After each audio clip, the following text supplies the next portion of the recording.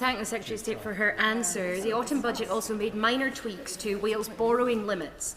Scotland has got stronger borrowing powers, allowing us more flexibility for investment in capital projects.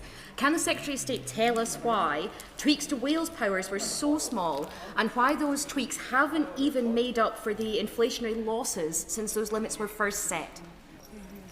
I thank the Honourable Lady for her question. The UK Government is providing the Welsh Government with nearly £6 billion in additional spending power over the spending review period as a result of changes to the fiscal framework, additional funding through Barnett and the largest settlement in devolution history. We are righting the injustice of how Wales has been funded and delivering on our manifesto commitment to update the fiscal framework. Crucially, these changes mean that the Welsh Government will be able to invest more funding in our hospitals, schools and other public services. Ruth Jones, Chair of the Select Committee. The Welsh compound semiconductor cluster in my constituency is a real Welsh success story in terms of this year's budget. It's attracted over £1 billion worth of investment over the last decade, supporting almost 3,000 jobs, with plans to create 1,000 more well on the way. So what conversations is the Secretary of State having with the UK and Welsh Government colleagues to ensure that the Welsh semiconductor cluster continues to grow and create more well-paid jobs across South Wales? Secretary of State. My honourable friend has rightly championed the Welsh compound semiconductor cluster from the minute she arrived in this place, and I've seen its success for myself on a number of visits there. In last week's budget, the Chancellor announced £10 million for semiconductor activities in South Wales. This funding will focus on the technologies central and critical to AI and data centres to support innovation, strengthen supply chains and develop the skills needed for future growth. And just 2 weeks ago, I was with the Science Secretary at Cardiff University, a key partner with the cluster, to announce the South Wales AI Growth Zone, which will create more than 5,000 new jobs for local communities, including in her own constituency. Ms Saville-Roberts. We all know why the Chancellor went to Wales on Monday. She was seeking to avoid scrutiny over a self-inflicted controversy, but it doesn't end there. There's been criticism of the Chancellor's claim that additional funding for Scotland was given because, and I quote, because Anas Sarwar asked us to. There was no mention of the First Minister, Leonard Morgan. Now, there's a mechanism for Barnett funding. It's not a gift. Will the Secretary of State therefore commit to honesty over how Wales is funded rather than insulting our intelligence?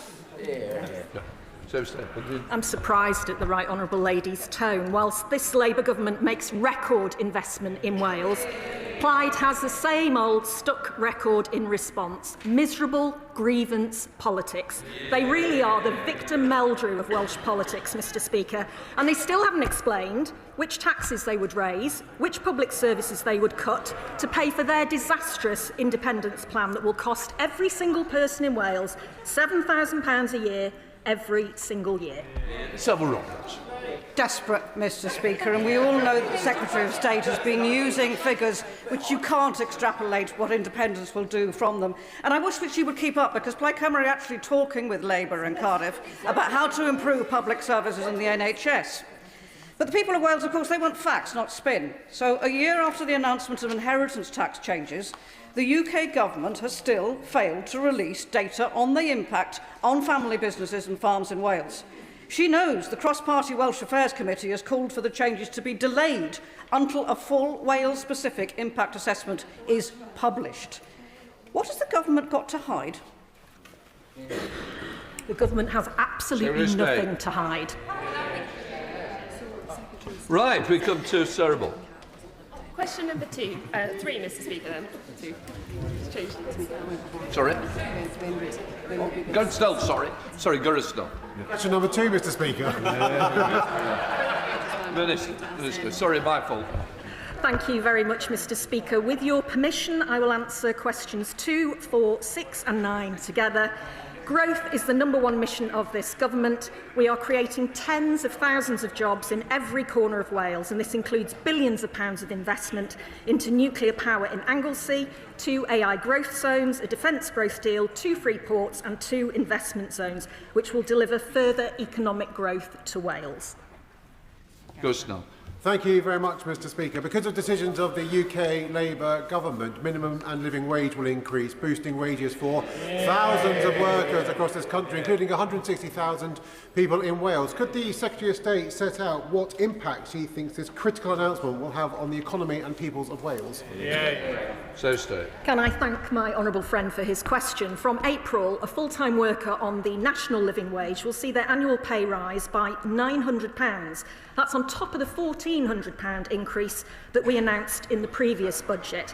And 18 to 20-year-olds working full-time on the national minimum wage will get an annual increase of £1,500, which, when added to last year's increase of £2,500, means £4,000 extra a year.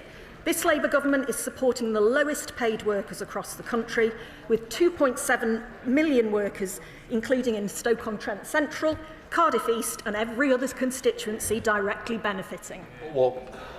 Speaker, I was pleased to see Conway selected for this UK government's Pride in Place programme recently, alongside existing funds for Rhyl and Wrexham. Given the North West's strong economic and family ties to North Wales, I was also proud to secure £20 million for Rochdale in Pride in Place programme. Can the Secretary of State update the House on the difference these growth funds and other funds will make to economic development in the region? So State. Mr Speaker, the introduction of the Pride in Place programme meant good news for Rochdale and good news for Wales too. So a total now of 14 communities across Wales are each benefiting from £20 million long-term investment to enable the changes that they want to see in their neighbourhoods. This hyperlocal programme will benefit those areas that are doubly disadvantaged, both by the highest deprivation levels and weakest social infrastructure. This is about investing for the long term, creating safer, stronger and more resilient communities with the facilities and infrastructure they need to thrive. Thank you, Mr Speaker. It's been a momentous 2 weeks for my Welsh colleagues, with 2 new AI growth zones in both North and South Wales, a fleet of small modular reactors, billions of pounds of investment and 11,000 new jobs. Does the Secretary of State agree with me that this shows that this Labour government is determined to ensure there will be growth across the UK, including in Wales? So State. Can I thank my honourable friend for his question? He's absolutely right. This Labour government has backed Welsh business and economic growth since day one, and the results speak for themselves. New nuclear at Wilver, the 2 new AI growth zones, means well over 11,500 new jobs. Add to that the best inward investment results for years, 30% increase in jobs created, 23% increase for projects landed, more jobs, wages rising faster than inflation, more money in the pockets of people across Wales. Thank you very much, Mr Speaker. The UK and Welsh governments are rightly prioritising the next generation through apprenticeships and engineering opportunities linked to the Welver SMR project. Does my right honourable friend agree that young people in Scotland deserve access to the same world-class training pathways as those in Wales? And will she work with colleagues to ensure that Scottish businesses can participate fully in the UK-wide nuclear skills pipeline, despite the ideological opposition from the SNP, which prevents similar investments being realised in Scotland? He's absolutely right to raise this ideology of the nationalists. Nationalists in Scotland turn their back on nuclear jobs for Scots, and nationalists in Wales are desperately trying to hide the cavernous split in their party on whether they support new nuclear. This Labour government is absolutely clear. We want economic opportunities for all parts of the UK. We want jobs and skills opportunities for people, including nuclear skills, across the UK. And those parties who are hell-bent on breaking our country apart are simply exposing the fact that they're willing to put their ideology before the jobs, opportunities and economic benefit of the people and communities of these isles. And Davies. Diolch yn fawr, Mr Llafarydd. In order to secure rural economic growth in Wales, we need to ensure that our agricultural sector is supported. Every pound spent in agriculture generates £9 by supporting farm workers, vets, feed merchants, machinery sales and repairs, local shops, and I could go on and on and on, to be honest. What is Wales Office doing to really support all of those who live and work in rural Wales? So State. The Honourable Lady will know that the Welsh Government have put extra money into farming this year through their budget, a budget that the party opposite, her party in the Senedd, voted against. We have renegotiated, we are renegotiating the SPS deal with the EU following our deal in May, and we are protecting farmers and food manufacturers across Wales. Jim Shannon. Mr Speaker, I can thank the Minister very much for that. If we're going to improve economic growth in Wales, we can also do that collectively. We can do it with tidal energy, which Wales and Northern Ireland share the REC together. We can do it with wind turbines and floating wind turbines in the REC again. These are opportunities. We can make it the engineering for those in Northern Ireland, and Wales can do that as well. Does the Minister agree it's time for us to work together for this great United Kingdom of Great Britain and Northern Ireland? Always better together. The honourable gentleman has just set out very eloquently the case for the Union. The nationalists in front of him would break this country apart, ruining economic growth in this country. We are definitely all better together. Oh, they start there next one. Right, we now come to Shadow Secretary of State, Ms Davis. On Monday, it was delightful to observe the Chancellor and First Minister enjoying themselves in one of Wales's premier hospitality venues, but an invisible Secretary of State for Wales once again. It's this type of business that must be thriving if this government has any chance of achieving anything other than anaemic growth and growing unemployment lines. Mr Speaker, I inquire, if she'd been there, what the hospitality sector would have said about the minimum wage rises pressures, huge business rates and energy costs, tourism tax, NI hikes, and how it's strangling the economy in Wales, the bloated red tape and wanton spending from Labour-run Senedd as well. Britain outperformed growth forecasts this year. Growth upgraded from 1% to 1.5%, and it's on course to achieve the second fastest growth rate among G7 countries. The Bank of England has cut interest rates 5 times since the election. The positive impact our UK and Welsh Labour governments are having is clear in how the Welsh economy is changing. Last year in Wales, wages have increased faster than inflation, employment has risen, inactivity is down, and inward investment is up. Ms Davis. So clearly something more important than economic growth in Wales came up for Labour's Welsh office. Can the ministers explain? And yet the biggest rise in unemployment in the UK was in Wales of 1.4%. Frankly, no surprise. Their joint refusal to build the M4 Relief Road, the North Wales main line, is not exactly matching the world-class infrastructure boast from the Chancellor at the summit. So, Mr Speaker, I ask, amongst the hobnobbing and backslapping, did any ministers there spare any thought for the desolate owners and workers of businesses in tatters in Monmouth and wider, and did they work on the arse for extra help to save their livelihoods? Well, there was a smorgasbord of questions there, I think. I will just say to her that her party wrecked the economy, starved our public services and exacerbated the cost of living crisis. Our Labour budget is reducing the cost of living, investing in public services and shrinking the national debt, which they increased, whilst at the same time lifting thousands of children out of poverty that the Tories created. Kevin Chadwick, Liberal Democrat spokesperson. Thank you, Mr Speaker. And I'd like to start by raising a point of order. The Secretary of State said that the Liberal Democrats were responsible for imposing the two-child benefit cap. That's simply not true. It was imposed by the Conservatives, and we've campaigned tirelessly against it ever since. Will she correct the record? It's your question now. Your question, please. This government keeps claiming that offshore wind will bring down bills for people in Wales and drive economic growth. But research from Greenpeace shows the opposite is happening. The Crown Estate is pushing up bills by running uncapped auctions that force energy companies to pay huge fees just to use the seabed. Those extra costs are added straight onto the energy bills of families and businesses across Wales, meaning Welsh households pay more, the profits are taken out of Wales, while the Crown Estate CEO pockets £1.9 million a year. Why is the government allowing the Crown Estate to drive up energy bills, and why won't they force the Crown Estate to manage Welsh natural resources in the public interest rather than their own? Every Wales questions, the honourable gentleman turns up and starts talking about how he doesn't want infrastructure built in Wales. His party were one of the architects of austerity and the crushing poverty faced by so many across the UK.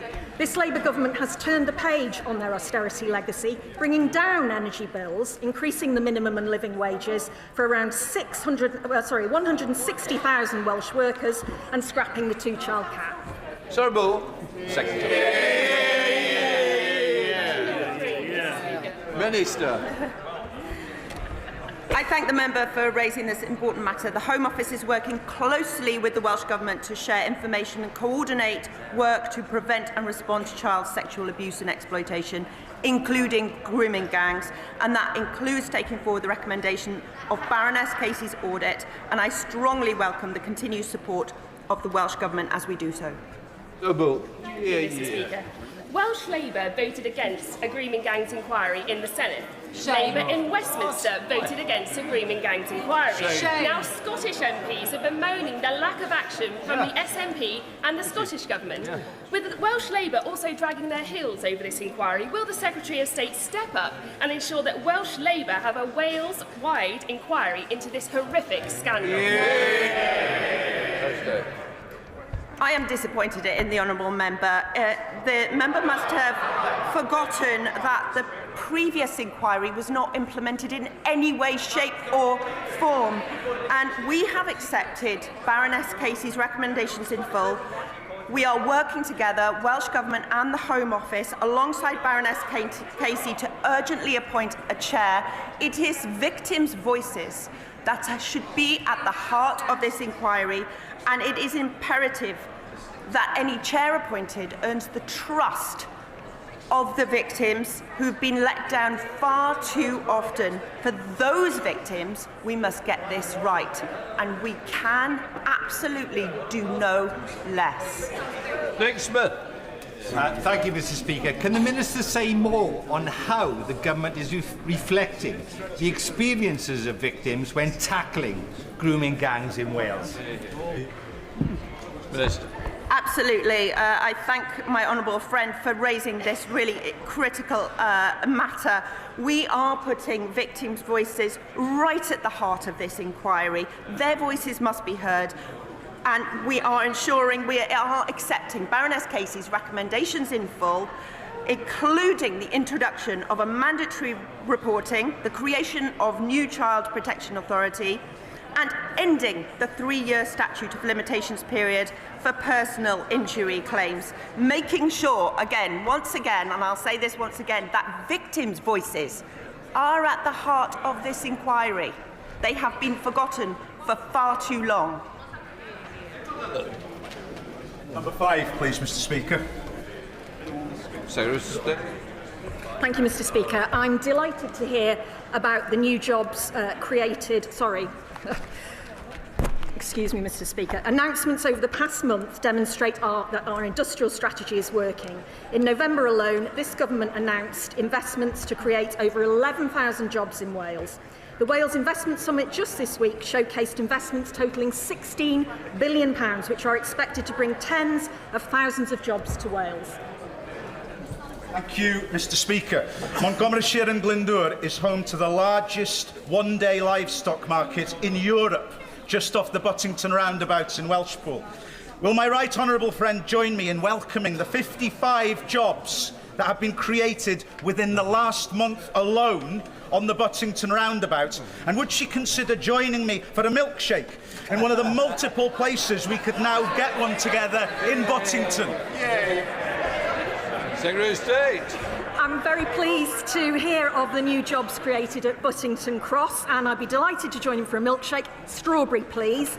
Our landmark May deal with the EU included a commitment to a comprehensive SPS agreement, which we are now actively negotiating. This will reduce paperwork, delay and costs for Welsh farmers exporting their animals and produce to the EU. This government is backing our farmers and food manufacturers. Jamie Stone, are you standing or not? ONS reveal a scandal. I did call Jamie Stone. Oh, I'm sorry. Don't worry. Mr. Speaker, I'll be brief. We've heard about the benefits that small modular reactors can bring to Wales and indeed to England. Would the Secretary of State agree with me it'd be a very good idea if the Secretary of State and I invited Mr John Swinney to come to Dounreay to hear from the workforce how badly they want one up there? Minister. I absolutely do not understand why the SNP government are not willing to see the creation of jobs and opportunities for people in Scotland because of their ideology around new nuclear. Mims Davis, Shadow Secretary of State. Why, thank you, Mr Speaker.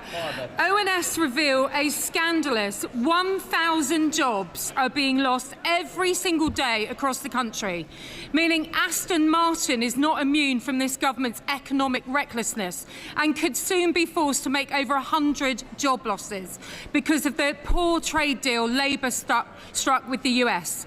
Mr Speaker, the deal absolutely has no guarantee that small volume car makers like Aston Martin get fair access to the 10% tariff rate from 2026, meaning they could face an eye-watering tariff of 27.5% being imposed if they are squeezed out of the 100,000 car quota to the US. What will the Welsh Secretary do? Will she turn up to ensure that the iconic Welsh car makers get fair access to the US trade? Thursday. I can tell the Honourable Lady that I have been in discussions with Aston Martin, as have Cabinet colleagues, and we are doing everything we can to protect the car industry in this country. One of the biggest problems arising in the car industry is due to their botched Brexit deal, for which she and her government were responsible. John Cooper. Question number 7, Mr Speaker. The Welsh tourism sector is thriving. Last year, British residents alone took over 7 million overnight trips to Wales. The Welsh Government's visitors levy could raise as much as £33 million a year across Wales to invest in communities and tourism if all councils were to introduce it. This is an excellent example of the Welsh Government leading the way. And as announced last week, a similar overnight levy will be introduced in England, allowing mayors to invest across their communities. Cooper. Mr Speaker, hospitality in Wales and across the United Kingdom is dying on its feet. It needs a shot in the arm. Instead, the bin-fire budget last week gave it a shot in the head. This is more money coming out of businesses, is it not? Minister. Quite the contrary. This will boost the economy by up to £33 million if all councils were to accept that across Wales. I don't think that will... The member going out should wait to 2 questions. Minister. Wales is leading the way on this, and I am proud to be from a city, from Cardiff, where we're introducing this levy and where people come in droves, and I know they'll continue to come in droves. Perhaps the honourable member should look to his own ranks first, because Conservative-run Great Yarmouth Council have supported this form of tourist levy for years. Alex Murray-Scott. Thank you, Mr Speaker. In the budget last week, the UK government gave... Thank you. Thank you so much. The UK government gave mayoral strategic authorities in England the power to propose local overnight visitor levy, something that has already been introduced in Wales. Does she agree with me that this is another example of the UK Labour government and the Welsh Labour government working together to share best practice to better our country? Can I also take the opportunity to ask her to join me in celebrating Cardiff Rugby's 149th birthday, which they celebrated this week? Minister. I thank the honourable member. And would also like to wish Cardiff Rugby a Pembroke Happis on their 149th birthday. But I absolutely agree with the honourable member. Welsh Government is leading the way, and it is fantastic to see a similar overnight levy introduced which will be introduced in England. This is the power of partnership, 2 Labour governments working together. Before we come to Prime Minister's questions, may I extend a warm welcome to the President of the Parliament of Montenegro and his delegation who are in the gallery today. We now come to Prime Minister's questions. Number one goes to Ian Lavery. Prime Minister. Thank you, Mr. Speaker. Mr. Speaker, our budget took important measures to tackle the cost of living. That's why we've frozen rail fares, prescription charges and cut energy bills for every family by £150. Today, Mr. Speaker, we're going further. For too long, parents have been pushed into spending more on infant formula than needed, told they're paying for better quality and left hundreds of pounds out of pocket.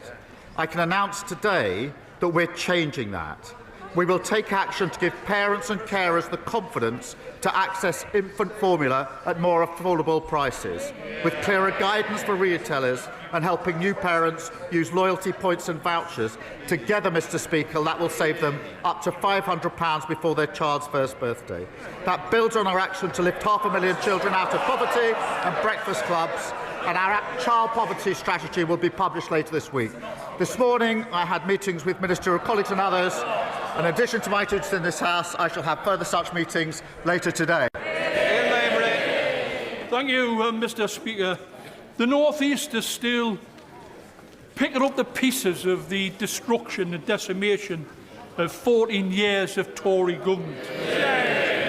Men in the North East of England still expect to live 10 years less than people in other parts of the country. Women in the North East of England are making, on average, more than £11,000 in wage than people in other parts of the country. 33% of kids in my patch in Blythe and Ashton are living in poverty. The unemployment rates are above the national average, and the national wages are below the national average. You know, Mr. Speaker, the people in the North East are a proud breed, and we deserve much more than this, mine. Can I ask the Prime Minister if he can assure me and the people in my constituency and in the North East if there's much to look forward to on the horizon? And will he meet with me to discuss how we can shape it? Prime Minister. He talks about poverty in his constituency and they heckle him. They should be ashamed. It is our moral mission to tackle poverty, Mr. Speaker. We've abolished the two-child cap. That will be over 3,000 children, I think, in his constituency lifted out of poverty. I'm very proud to be able to do that. We've boosted the national minimum wage by £1,500. We're adding £150 that we're taking off everyone's energy bills. We're driving economic growth right across the country, devolving power and investing across all of the country.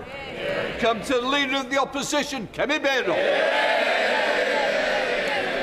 Thank you, Mr. Speaker. And can I first of all pay tribute to Sir John Stanley, who passed away yesterday.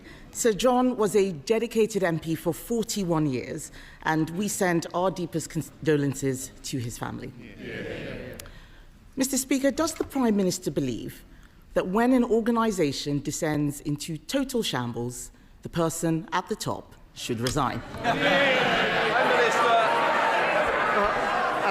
Mr. Speaker, can I first join in her comments in relation to Sir John, and I'm sure I speak for the whole House in that respect. Mr. Speaker, I was very proud to lead this party at the budget last week, where the Chancellor set out that we would protect the NHS, which we've done in the budget, create the conditions for economic stability, not repeating the mistake of austerity, and bearing down on the cost of living by taking £150 off energy bills.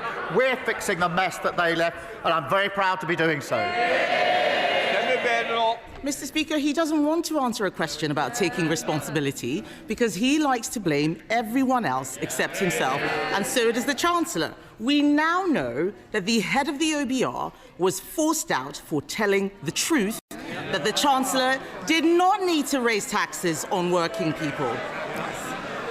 We also know that the Chancellor was briefing the media, twisting the facts, all so she could break her promises and raise taxes. Mr. Speaker, if she was a CEO, she would have been fired, and she might even have been prosecuted for market abuse. That's why we've written to the Financial Conduct Authority. So will the Prime Minister ensure the Chancellor fully cooperates with any investigation? Mr. Speaker, she's completely losing the plot. She clearly didn't read. May I pay tribute to Richard Hughes and his leadership of the OBR? He made very clear why he stepped down, and I've made very clear my support of the OBR. But she says take responsibility. Under this Chancellor, Mr. Speaker, growth is up this year, defeating and beating the forecast. Wages are up, more since the general election than in 10 years of the Tories. We've had, I think, 5 interest rate cuts. NHS waiting lists are down. We've had record investment into this country. We're turning the page on their austerity and reckless experiment on borrowing. I'd compare that record to them every day of the week. Mr. Speaker, the Prime Minister talks about losing the plot. Let me read to him what his own cabinet members are saying, and I quote, "The handling of this budget has been a disaster from start to finish."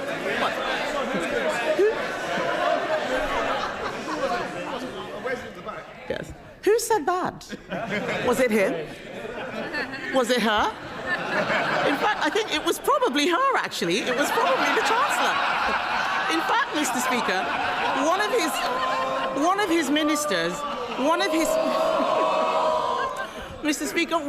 of his ministers said the Chancellor and Prime Minister look weak and incompetent. The country agrees. We know that there were endless Treasury briefings to justify raising taxes on hard-working people to pay for benefits. And those briefings had real-world consequences. Hundreds of thousands of people drew down their pension, an irreversible act. So the Prime Minister pays tribute to the head of the OBR. If the head of the OBR had to resign over market-sensitive leaks, why...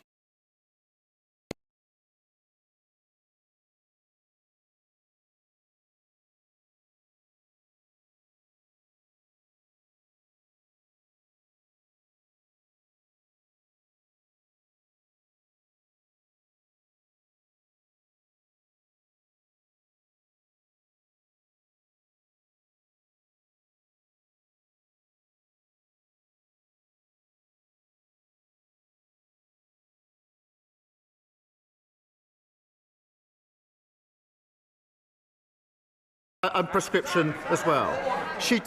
Order. Mr Holden, your voice carries more than mine. The difference is yours will be carrying outside, not in the chamber. Prime Minister. Mr. Speaker, what she doesn't understand is that picking up a £16 billion tab for their failure is not a good starting point for any budget. And the OBR said yesterday, Mr. Speaker, that the Chancellor's speech was not misleading. So if the Leader of the Opposition had any decency, she'd get up now and apologise. Mr. Speaker. You might be enjoying a cup of tea with Mr Holden if you carry on. Mr. Speaker, no one believes a word that the Prime Minister says. We now know the black hole was fake, her book was fake, her CV was fake, even her chest claims are made up. She doesn't belong in the Treasury, she belongs in La La Land. They raised taxes on working people, that's £16 billion, was to increase benefits to protect them from their backbenchers.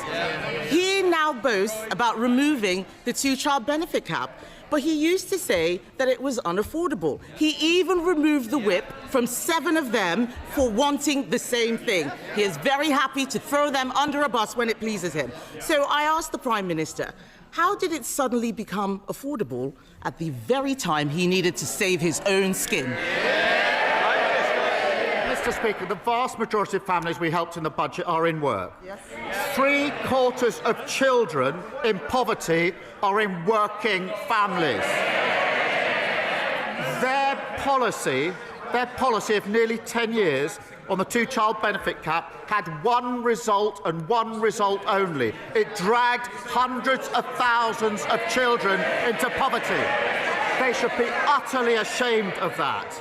And I'm very proud that we're lifting 500,000 children out of poverty, because I profoundly believe that every child should have a chance in life. Every child should be able to go as far as their talent will take them.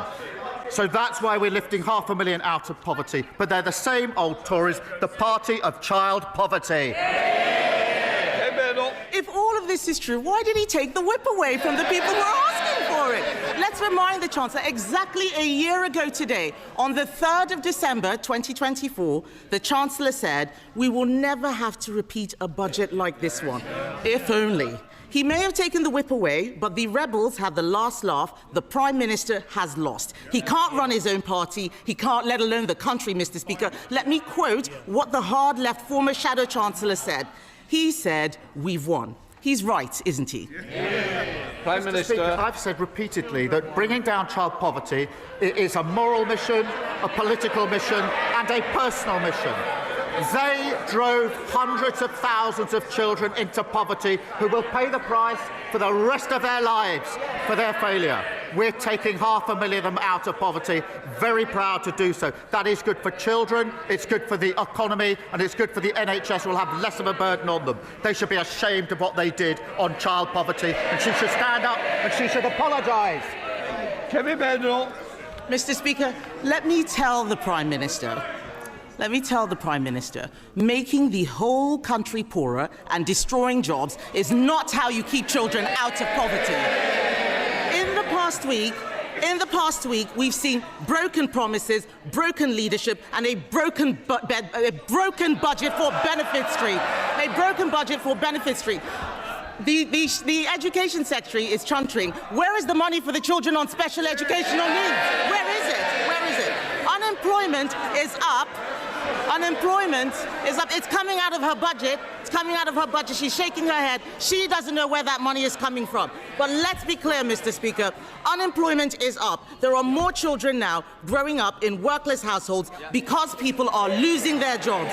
It's not just the head of the OBR who's losing his job. Millions of people have been hung out to dry by their budget.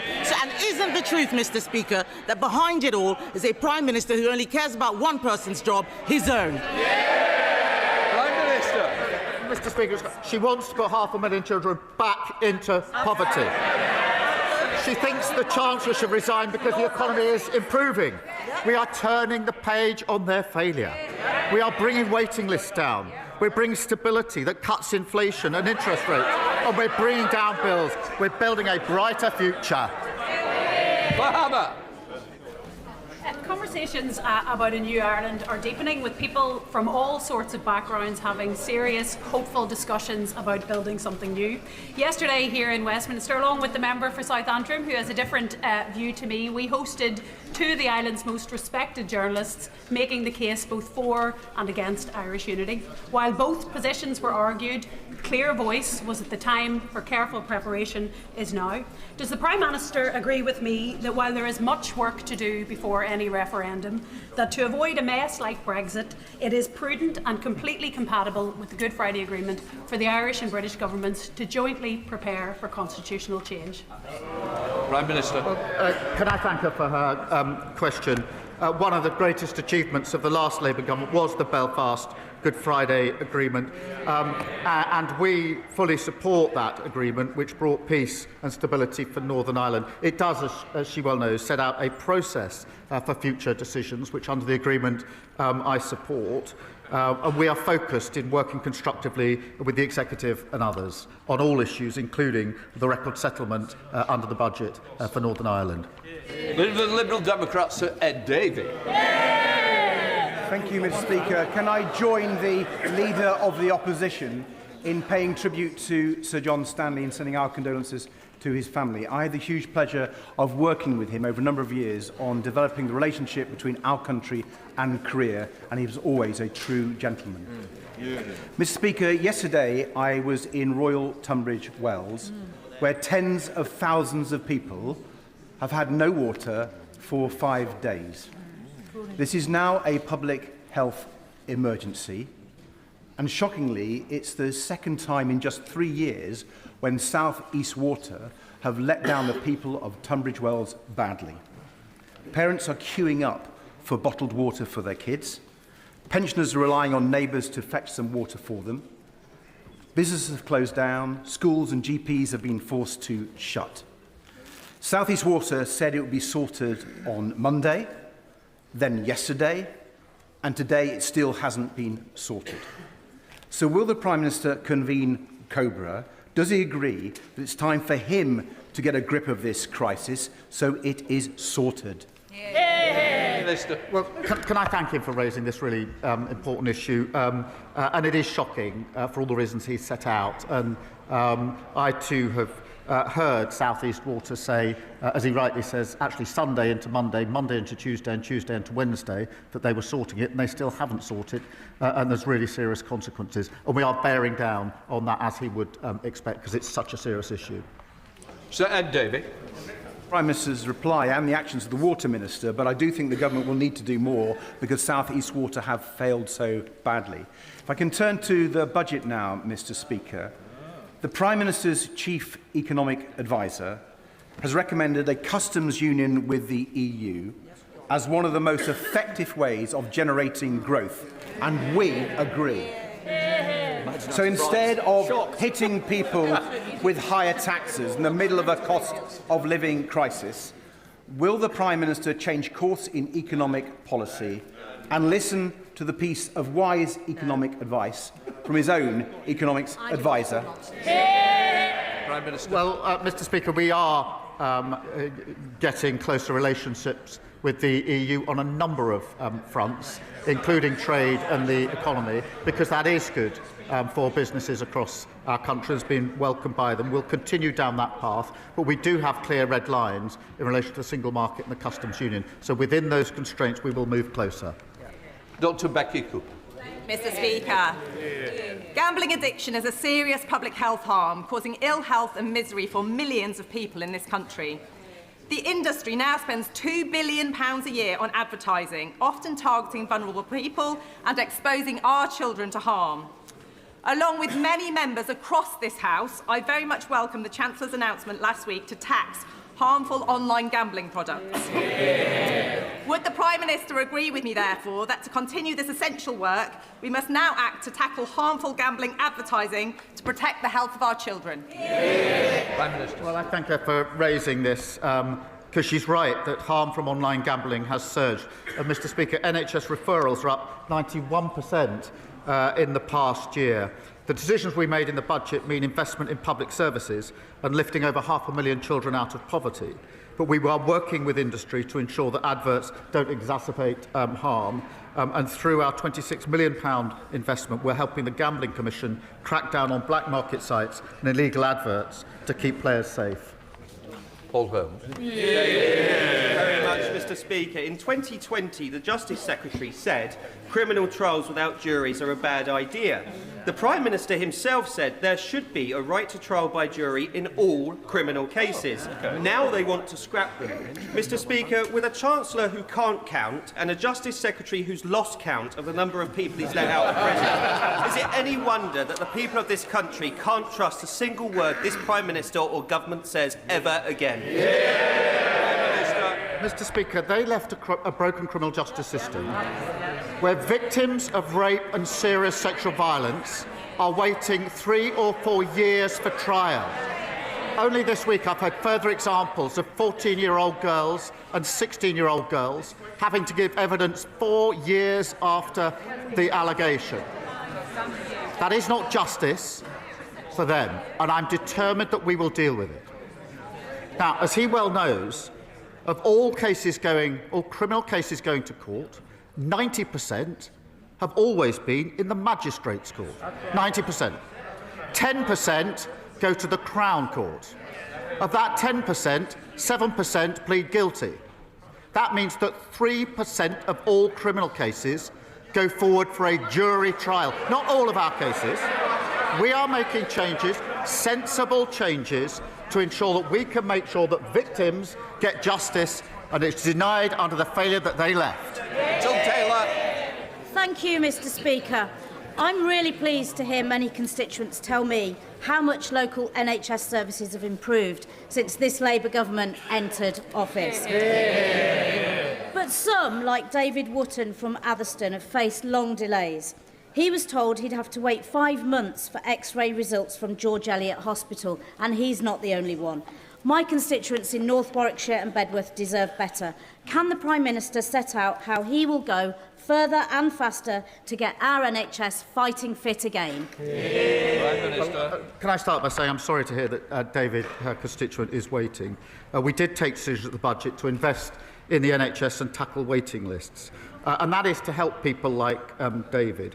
We delivered £29 billion extra investment into the NHS and scrapped NHS England to invest in the front line.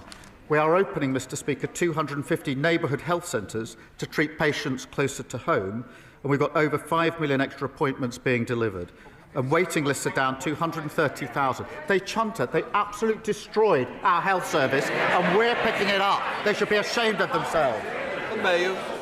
Thank you, Mr Speaker. My constituent Claire, she runs Claire Howard Jewellery in Fakenham, and she's just one of many small business owners who contacted me after the budget from last week. She was absolutely incensed by the style of the Chancellor, where she seemed to give the impression that she was reducing taxes on small businesses, when the exact opposite is the case. Claire's tax is going up on her shop, not coming down. So could the Prime Minister do Claire and many other shop owners the common courtesy of just admitting that their taxes are going up and not down? Prime Minister. He raises an important point. Let me address it. Because at the heart of this issue is that temporary business rate relief was put in during the pandemic by the last government. That was the right thing to do, and we supported it, but it was temporary relief. That is now coming to an end, and obviously there's a re-evaluation that goes with it. So what we're doing is permanently lowering the rates for leisure, retail and hospitality, but because of what the changes are, we're putting in transitional relief of £4 billion. That means there'll be a cap on increases for small businesses, and we're finding that by adjusting the burden between them and the online giants. But in the end, it's the temporary business rates coming to an end that we have to adjust through this policy. Oliver Ryan. Thank you. Thank you, Mr Speaker. I declare an interest as the chair of the All-Party Parliamentary Group on Multiple Sclerosis and as the proud son of a lifelong multiple sclerosis patient, and she joins us in the gallery today. Neurological conditions like MS or Parkinson's affect 1 in 6, but wait times for first and follow-up neurology appointments have increased by a huge 65% since 2020, risking delayed treatment and diagnosis at critical time. Now, I'm proud this government is bringing NHS waiting lists down, cutting emissions, investing in care and equipment. But will my right honourable friend, the Prime Minister, formalise these efforts and support an NHS modern service framework for neurology and get these wait times down? Prime Minister. Can I thank him for his question and for sharing the personal interest that he has in this. We are focused on bringing down waiting lists and making sure every patient receives the best possible care. As he knows, the 10-year health plan announced a new modern service framework to help rapidly improve care, and I'll reassure him we'll do absolutely consider whatever else we can do. And in the meantime, we're acting to improve neurology care and have cut wait time for care, neurology waiting times by over 15,000. Thank you, Mr Speaker. Alison in Oxford is threatened with new service charges by her housing association Green Square Accord for shrubbery she happily cut herself for 22 years and a cleaning of a communal area that simply doesn't exist. Meanwhile, Rebecca's charges have more than doubled over the last 4 years with no explanation why. They are not the only provider doing this. It's a wild west out there. So will this government consider Liberal Democrat plans for a new regulator and a cap on these outrageous rip-off service charges? Prime Minister. Well, can I thank her for raising that? And we are implementing the Leasehold and Freehold Reform Act, which is long overdue, providing homeowners with greater rights, powers and protections. And through this, we will strengthen regulation to protect leaseholders from abuse and poor service, which she's highlighted, bring the injustice of leasehold to an end. That'll protect up to 1.75 million households and make sure leaseholders receive standardised service charge documentation, making it easier for them to challenge unreasonable bills, because the points she makes are good points, and this bill will help change that. Graham Stringer. Mr Speaker, this country can be proud of its history of religious tolerance and religious freedom. The quid pro quo of that is the right to criticise religion. Can the Prime Minister ensure this House that there will be no introduction or reintroduction of a blasphemy law, either by statute, by judicial overreach, or by a non-statutory definition of Islamophobia? Yes, I can give him that assurance, and it's important that I do so. Lewis Cocking. Mr. Speaker, the best form of welfare in this country should be a well-paid job. But with unemployment up and this Labour government has chosen to raise taxes to spend more on an even bloated welfare and benefit system, is the Prime Minister happy with the message that sends to my hard-working constituents in Broxbourne and constituents from right across the United Kingdom? We have a broken welfare system. Who broke it? Guess. The party opposite. We're bringing in reforms to change it and mend it. And what did they do? They voted against them. And under their watch, they drove up welfare spending by £33 billion. So we need no lectures from them on welfare. Mr. Speaker, as a lifelong Dale fan, I'm delighted that Rochdale Football Club are top of the National League right now. But after 14 years of Tory cuts, sadly, my town is near the top of another league table, a league table people don't want to be in, the child poverty league table. So does the Prime Minister agree that lifting 5,000 kids out of poverty in Rochdale, plus cutting the energy bills by 150 quid for every household, and crucially expanding the warm homes discount, will mean that this budget is a family budget that reduces the cost of living for everyone in the country? Let me start by congratulating Rochdale Football Club for being top of the league for the time being. Of course, well, I say that because I know who's top of the Premier League, but it will be March and April we'll actually find out who wins. But, Mr. Speaker, he's right. Thanks to the actions in the budget, every household will see £150 off their energy bills, and because we've extended the warm homes discount now to 6 million of the poorest households, they will also save an additional £150. Now, in the North West, that benefits about 280,000 households. That's a huge cost of living support for families, alongside freezing prescription charges, rail fares and boosting the minimum wage. Liz Jarvis. Thank you, Mr. Speaker. My constituent Tracy owns O'Brien's, a lovely cafe in the heart of Eastleigh. She works tirelessly to make it a success, but spiralling costs, including business rates, VAT and the hike to employers' national insurance contributions, mean she hasn't been able to take a salary for 4 months. David, the owner of Steamtown Brewery, and Jane, the manager of the Holiday Inn in my constituency, say their businesses will be impacted by the government's stealth tax on our high streets. They feel let down. So will the Prime Minister look again at our call for an emergency cut on VAT for hospitality? Prime Minister. Well, Mr. Speaker, we put in place a strategy for small businesses, which was broadly welcomed by small businesses because they contributed to it. And that involves some of the key asks that they made of us, including late payment, and for hospitality, greater flexibility when it comes to licensing. Of course, we'll always look at other measures that can help small businesses. We set out quite a lot of them in our small business strategy. Andrew Pex. Thank you, Mr. Speaker. At the weekend, I had the great privilege to join volunteers from Peterborough Food Bank at the Tesco in Warrington on their autumn food drive. I'd like to put on record my thanks to my constituents and those of other honourable members who supported this Trussell Trust initiative over the last week. One of the most significant challenges my food bank have consistently talked to me about is child poverty. And even though the party opposite oppose our plans, nearly 9,000 children will be lifted out of poverty across Peterborough because of the decisions our Chancellor took in the budget last week. Does the Prime Minister agree with me? This isn't just the right thing to do for these children, it's an investment in our future and in our growth. Prime Minister. I thank him for raising this, and I was in his constituency just the other week, and we could see the impact that this measure would have on children. In Peterborough, as he says, 9,000 children living in poverty. In his constituency, 5,500 children living in poverty, and we are lifting them out of poverty, and that is the right thing to do. The party opposite shamefully dragged hundreds of thousands of children into poverty, and they will pay that price for the rest of their lives. They should be ashamed of themselves.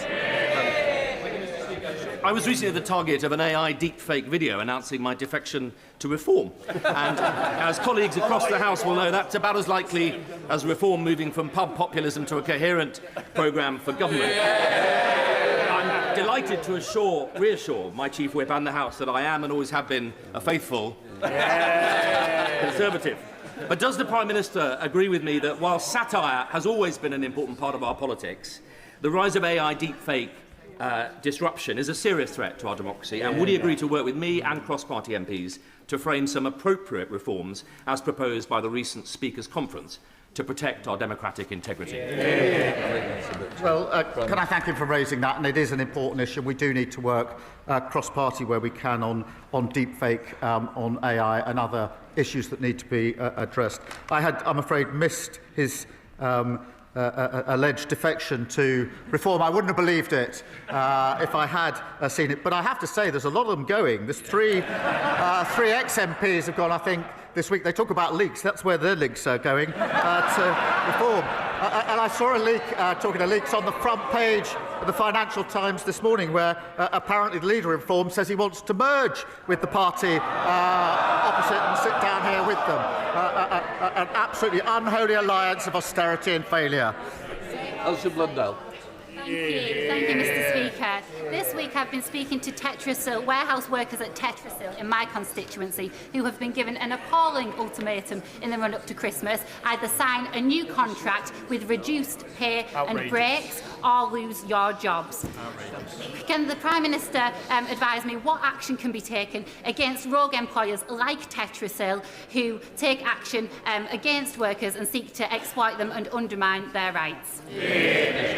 Well, can I thank her for raising this and for fighting hard for her constituents who are facing awful uncertainty, which is bad enough at any time of the year. It's really bad at this time of the year, and our thoughts are with the workers and their families who are facing the uncertainty that she has flagged. Our landmark Employment Rights Bill will strengthen workers' rights and put them in a better position, including ending unscrupulous fire and rehire practices. But I thank her for fighting for her constituents. Shocker Adam. Speaker, no religion, no theology, no philosophy is beyond critique or scrutiny, and we must protect freedom of speech at all costs. But Islamophobia is real. At least for Zainab Hussein in my city, who was run over not just once, but twice simply for being a Muslim. She survived. Not so lucky was Makram Ali, who was killed outside Finsbury Mosque simply for being Muslim. Not so lucky was Muhammad Salim, who was stabbed to death simply for being a Muslim. I would like to ask the Prime Minister that in opposition, a definition of Islamophobia was adopted. In government, it has been dropped. Can I ask what's changed? Prime Minister. Can I thank him for raising those examples of hatred in his constituency, and he's right to raise them, and we should all condemn them. Hatred in all its forms should be condemned by all of us in this House, and that includes anti-Muslim hatred as well, and we intend to act on it. Right. Please, Anna Dixon. Mr. Speaker, this week I met constituents Mike and Sue. Their autistic son, Jimmy, was imprisoned as a young man. The judge recommended a sentence of 2.5 years. Jimmy is now in his 40s. He's been in prison for nearly 20 years on an IPP sentence. Jimmy's doctors say he's safe and well for discharge. There's a supported living flat waiting for him in Shipley. Will the Prime Minister please help by ending the injustice of these IPP sentences and help get Jimmy home? Prime Minister. Can I thank her for raising this case? She raised it with me in the lobby last night, and it is a really shocking case of 2 years, leading to someone being in prison already over 20 years and not yet released, and with delays in the release process. The Justice Secretary will look into this case and meet to discuss her concerns to see what more can be done. It's right that IPP sentence has been abolished, and we're committed to supporting the progression of all those who are serving such sentences. Rachel Gilmore. Thank you, Mr. Speaker. I have a charming elderly constituent who, after a series of very major medical interventions, has been left in excruciating, uncontrolled pain after our Prime Minister.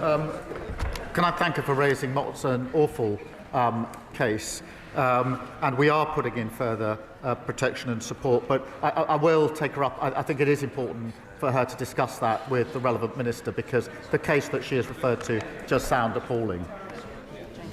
Jane Kirkham. Thank you, Mr. Speaker. Under this Labour government, NHS waiting lists are coming down. I welcome the commitment to refurbish Truro Health Park in my constituency, one of the first new neighbourhood health centres in the country. Cornwall's already leading the way with new neighbourhood health teams, and upgrading Truro Health Park will help deliver care for patients in their own communities. Will the Prime Minister confirm this investment reflects decisions taken by this government to prioritise community healthcare, and that services won't be removed before effective community replacements do come online? Prime Minister. Well, thank you for raising this. I'm delighted that her constituency will benefit from one of the new 250 centres. Neighbourhood health centres will provide simpler, more convenient access to a full range of health and care services on people's doorsteps, and GP services will be protected before it comes online. This is about early intervention, Mr. Speaker, continuing to drive down NHS waiting lists and creating a more modern NHS that is fit for the future. Bernard. Mr. Speaker, could the Prime Minister give his assessment of the latest news that President Putin has again turned down terms for peace in Ukraine, and in the light of his extraordinary outburst designed to destabilise our understanding of the truth? He did say Russia is ready for war with NATO. How ready are we? Prime Minister. Can I thank him for raising this? And I updated the House last week on the attempts to get a lasting peace. We all know that Putin is the aggressor here. We all know that Putin is dragging his feet, not wanting to come to the table, not wanting to reach an agreement. We have to continue to put pressure on in every conceivable way. That is in supporting Ukraine with capability and resource, but also ensuring that our sanctions, acting with allies, do as much damage to the economy in Russia as we can, and pressure that we can put on. We'll continue to do so. But he's absolutely right to raise it, and I thank him for doing so. That completes Prime Minister's questions. Let the Chamber change over. Thank you.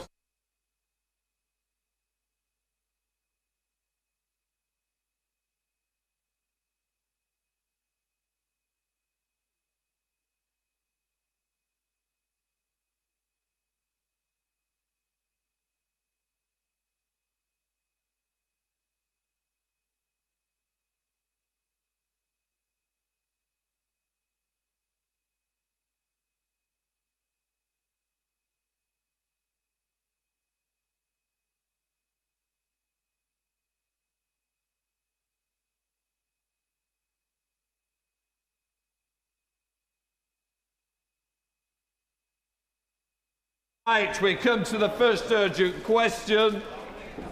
Sir Mel Stride, Shadow Chancellor of the Exchequer. Mr. Speaker, to ask the Chancellor of the Exchequer if she will make a statement on the resignation of the Chair of the OBR.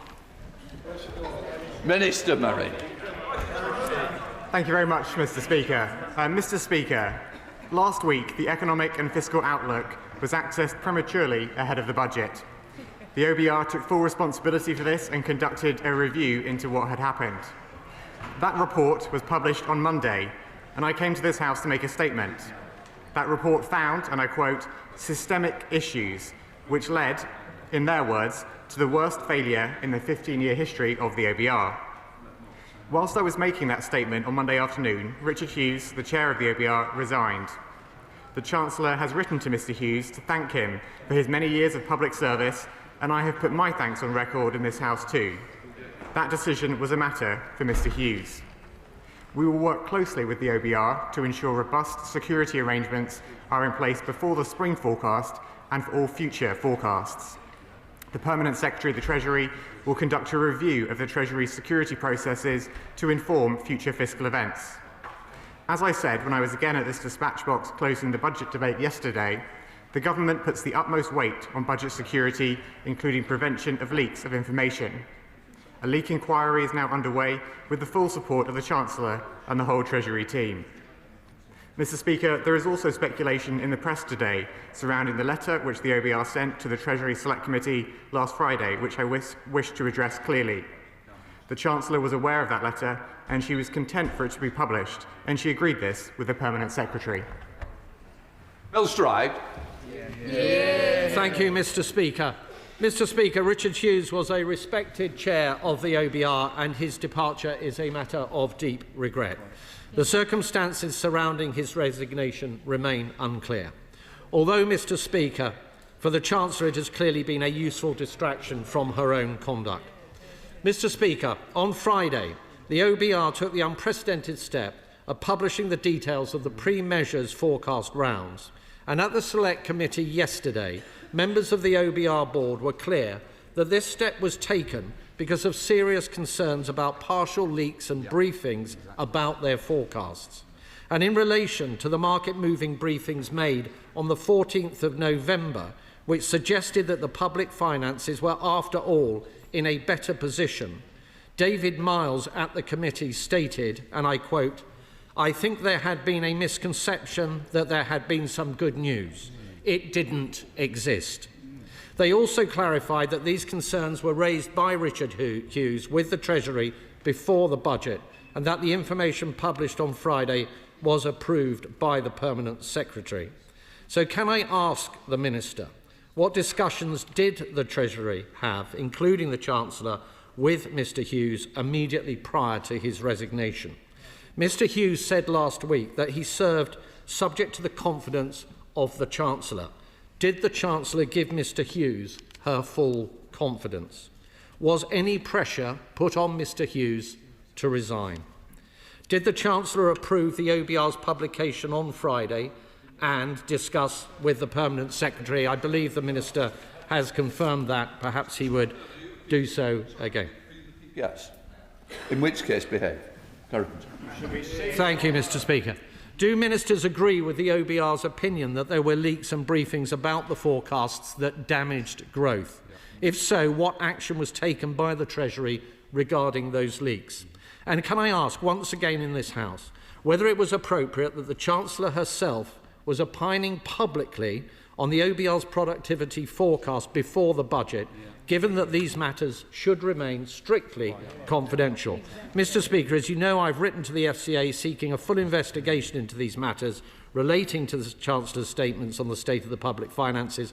I have also written again this morning to the Permanent Secretary at the Treasury requesting a full investigation into all these matters. Thank you.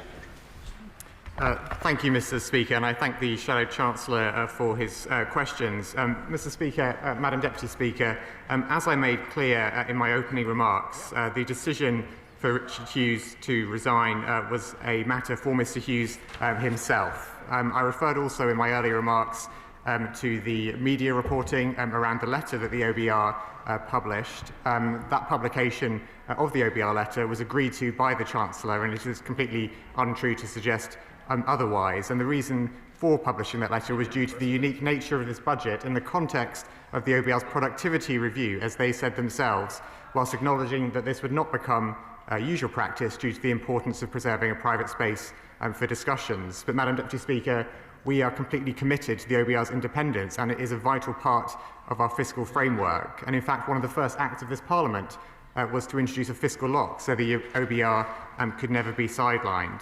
The Shadow Chancellor also referred to comments by Professor Miles at the Treasury Committee earlier this week.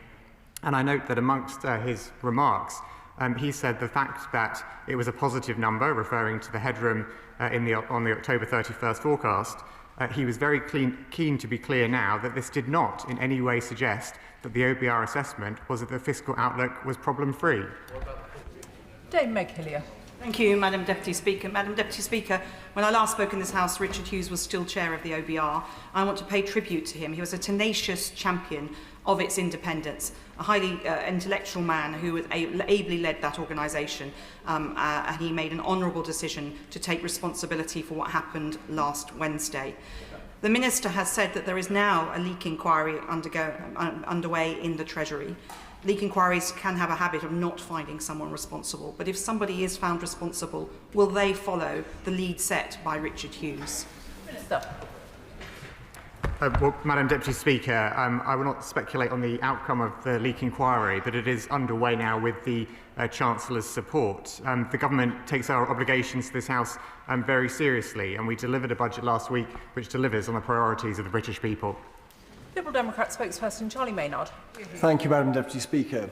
On behalf of my party, I would like to thank Richard Hughes for his service, and we respect his resignation.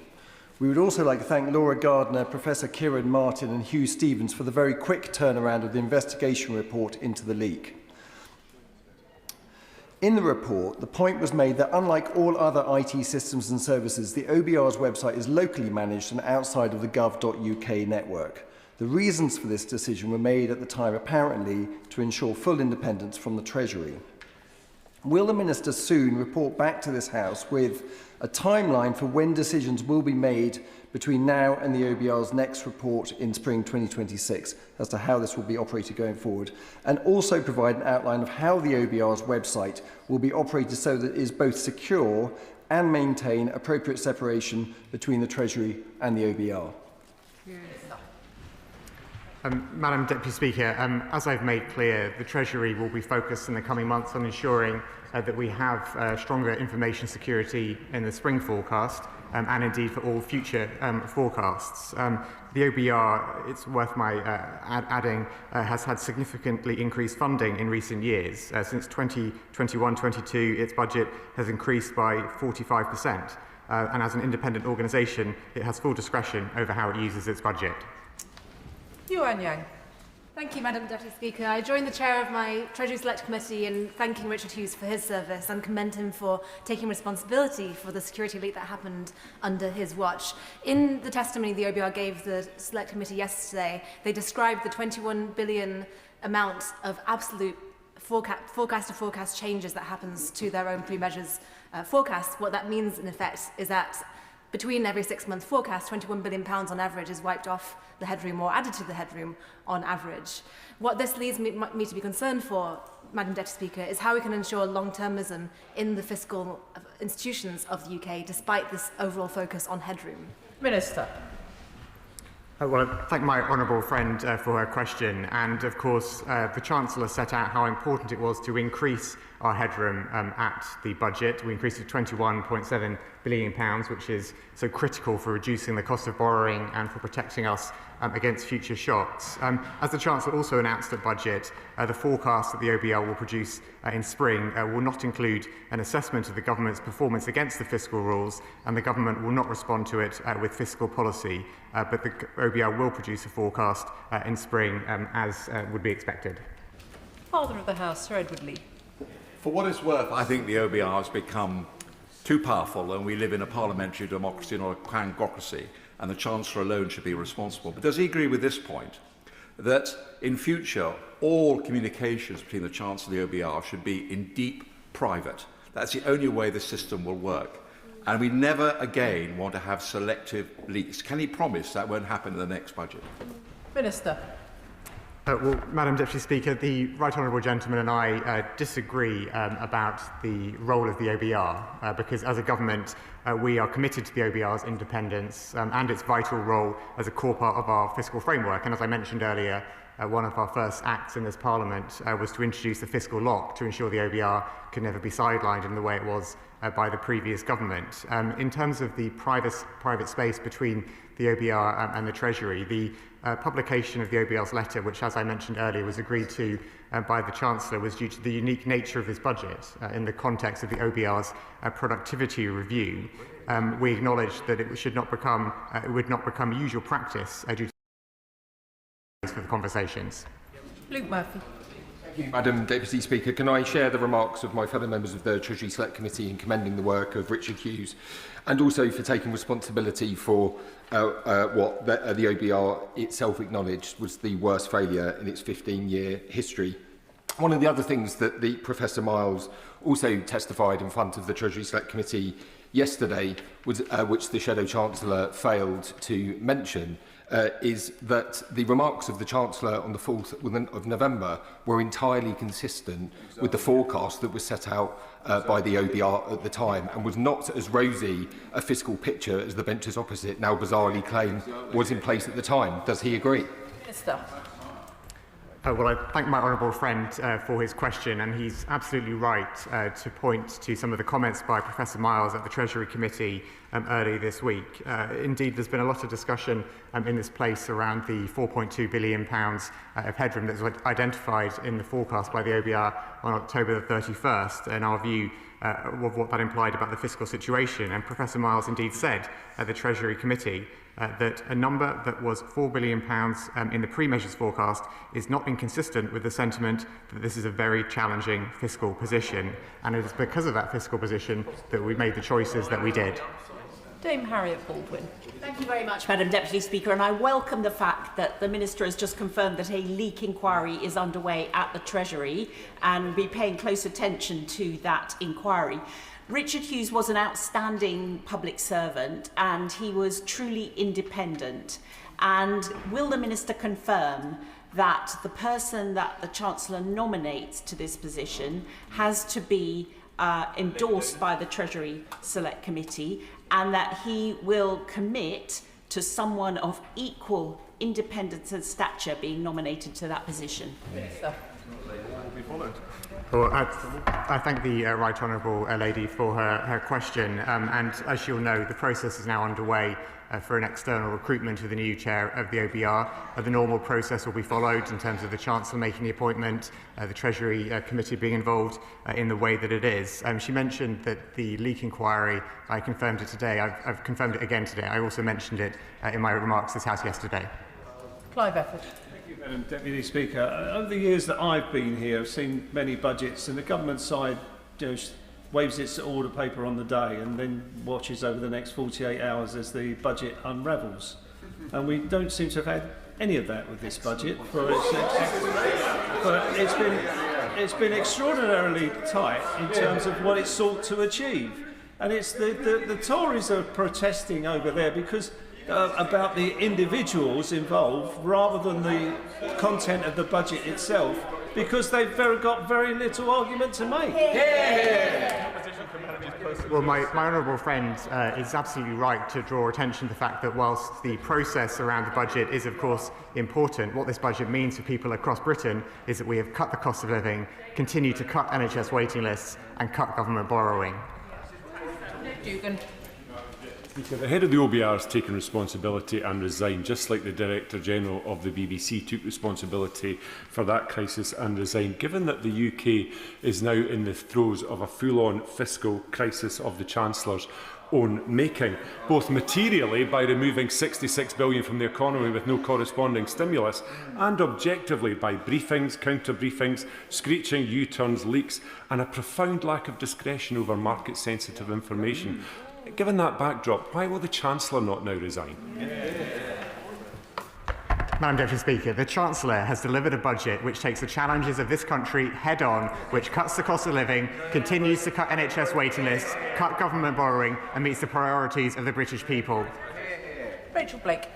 Thank you, Madam Deputy Speaker. The investigation that the OBR undertook had two particularly striking findings. The first was about the number of attempts to access the particular documents in question, and the second, I believe, is the lack of security for these particular documents. Can the Minister share with this House what specific actions he believes the OBR should take to overcome this for future fiscal events? And does he agree with me that it's possible to have confidence in the principle of an independent OBR alongside undertaking meaningful and significant scrutiny into some of the actions of the current organisation? Well, I very much agree with the sentiment in my honourable friend's question there, in that the OBR is a vitally important part of our fiscal framework, and indeed, as I mentioned earlier, one of the first acts we took upon taking government was to strengthen its role to ensure it could never be sidelined. And actually, it is precisely because we see it as taking such an important place in our fiscal framework that it's important that we maintain its integrity and trust as an organisation. And my honourable friend asked me what further steps the OBR will be taking. Well, we as a government will work with the National Cybersecurity Centre and the OBR to take forward the recommendation that a forensic examination of potential premature access at previous fiscal events is carried out. I would add that there's no evidence of hostile cyber activity, but the findings of the OBR report indicated access at previous fiscal events, and that's a very serious matter that we will investigate. Thank you, Madam Deputy Speaker. Richard Hughes was a first-rate public servant, but he did the right thing on the narrow matter of the premature upload of the file last week. But the OBR representatives told us a number of things yesterday at the Treasury Select Committee. They told us that there was a 16 billion downgrade. Yep. They told us that there was a 4.2 billion headroom on the 31st of October because there were also improved tax revenues. Yep. I don't think 4.2 billion can be characterised as a black hole, but it was a challenging circumstance. That's the truth. Can the Minister consider in all future budgets that such a letter should be made available at the same time that budget publications and OBR publications are made available, which sets out what was said to the Chancellor at what point, so we can then verify whether the press conference on the 4th of November was very wide of the mark and gave a materially misleading view of what actually was happening. Yeah. Well, I thank the right honourable gentleman for his question, and I would, as will be clear, I would agree with his remarks about Richard Hughes' contribution to public service.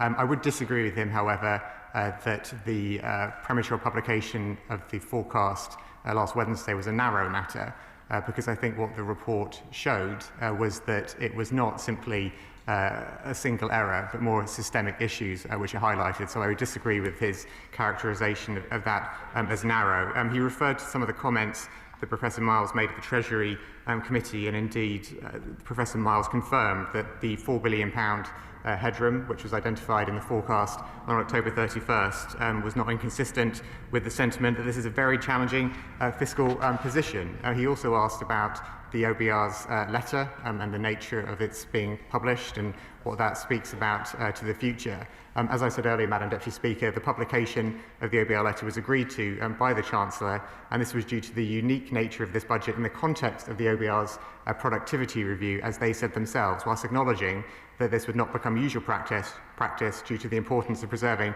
a private space for discussion. Karen Moon. As Madam Deputy Speaker, the OBR leak was deeply disturbing, particularly in light of international sensitivities. Can the Chief Secretary rule out foreign actors exploiting the OBR's inadequate security at any point?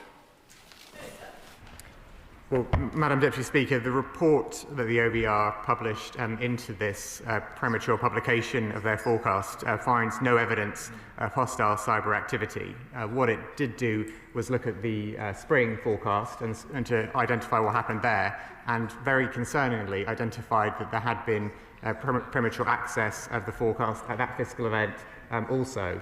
Now, the report did not look further back, for instance, at the Chancellor's first budget last year, or indeed budgets delivered by Conservative Chancellors under the previous government. And that's why it's so important that we take forward the recommendation, we the government take forward the recommendation of the OBR's report to conduct a forensic examination of potential premature access at previous fiscal events.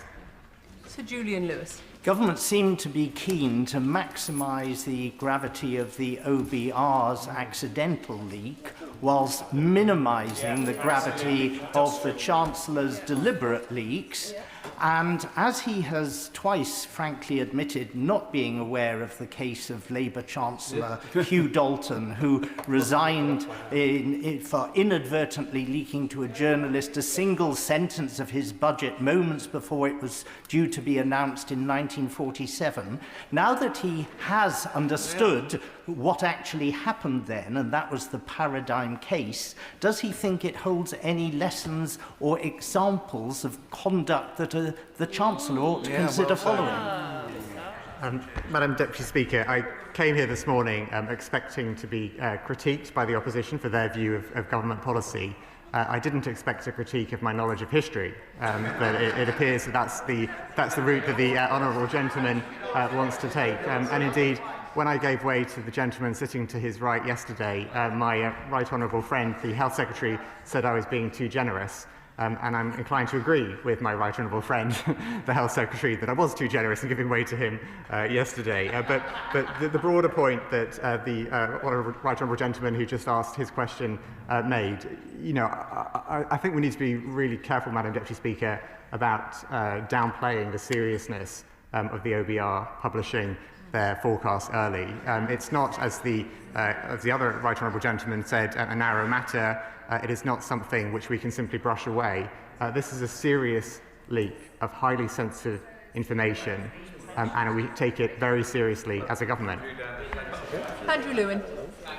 Deputy Speaker, 3 years ago the role of the OBR came into sharp focus after the delivery of another budget, the budget that became known as the mini-budget, a budget in which the markets were sent spiralling and the Bank of England was forced to take emergency action. Would my right honourable friend agree with me that this last week has been a serious one, but within a week we have taken action, and 3 years on we are still living with the consequences of the decision taken by the party opposite? Yeah, quite right.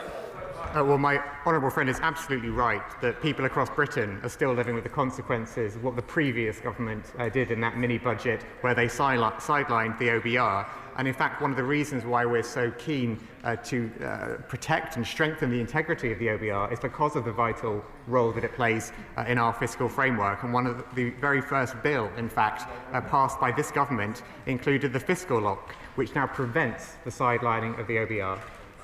Joshua Reynolds. Deputy Speaker, in the budget, the Chancellor announced that she would legislate for only one assessment of the fiscal rules instead of two every year, as we have it at the moment. But in light of the change of OBR leadership, will he commit today to seek the views of the incoming chair of the OBR about the economic and fiscal impact of that decision before the government plough ahead with it? Madam Deputy Speaker, just to be clear in terms of what the OBR is required to do and what the Chancellor announced in the budget last week, the OBR is required to produce two forecasts a year, and the Chancellor will commission a second forecast in due course. As the Chancellor announced the budget, though, that forecast will not include an assessment of the government's performance against the fiscal rules, and the government will not respond with fiscal policy. Chris Vince. Thank you, Madam Deputy Speaker. I thank the Minister for his statement. Was he as surprised as I was to find out that such a sensitive document like this was actually being managed by something that was using WordPress? And would he reassure my constituent in Harlow, and what reassurances he had from the OBR, that moving forward these sort of documents will be password protected and, crucially, protected from foreign interference? Well, I thank my honourable friend for his question, I will admit that I was surprised to read the report from the OBR that it made clear that any assumptions we might have had that this was a simple error actually are not true. It was more systemic issues which were revealed by the OBR's report. And indeed, there was functionality, as I understand it, within the IT and website systems that the OBR had to have greater security, but they were not configured correctly to provide that security. And that really underscores for me this is not one inadvertent error by one official. This is a systemic issue with the information security, which is so important. Simon Hoare. Thank you, Madam Deputy Speaker. While I remain convinced that there are other ways of delivering the guardrails that the Treasury needs without the OBR, I know the Chief Secretary and the Chancellor are not persuaded of that argument, but I wonder if he might be persuaded on this, that the resignation of the chair of the OBR and the new recruitment process underway does present an opportunity for the Treasury and the Permanent Secretary to reflect upon what it needs the OBR to be doing for the next 5, 10, 15, 20 years ahead. What skills it needs, what shape it needs to be, what it actually needs to do to get the economy right. Will they be availing themselves of that opportunity to recast the OBR and to reflect on its roles and responsibilities? Thank you. I thank the right honourable gentleman, and I'm glad that having not had time to accept his intervention yesterday, we are now back to business as usual, where we have frequent exchanges across this chamber. We probably disagree, I think, in terms of the OBR's role, but I hope he would recognise the benefit of one of the changes the Chancellor has already announced about how the OBR will produce its, or how what the OBR will do in future, because whilst the OBR, as I said to the another honourable gentleman a few moments ago, is required to produce 2 forecasts a year. The Chancellor has announced that that forecast will not include an assessment against the fiscal rules in the spring because the government will not respond with fiscal policy. So that is a change which the Chancellor already announced at budget last week. Dr Scott Arthur. Thank you, Madam Deputy Speaker. And I do find it rather curious that the members opposite have a lot to say about Hugh Dalton's budget in 1947, but so little to say about Liz Truss's just in 2022. Selective amnesia, exactly. It's very curious. But, Madam Deputy Speaker, my office, all the staff in my office very diligently followed the advice from the Speaker on cybersecurity around the threat of foreign intervention in our IT, and I think it's right that we do take all this seriously. But I'm not convinced, based on the reports we've seen, that the OBR had taken the same kind of steps to protect its own systems.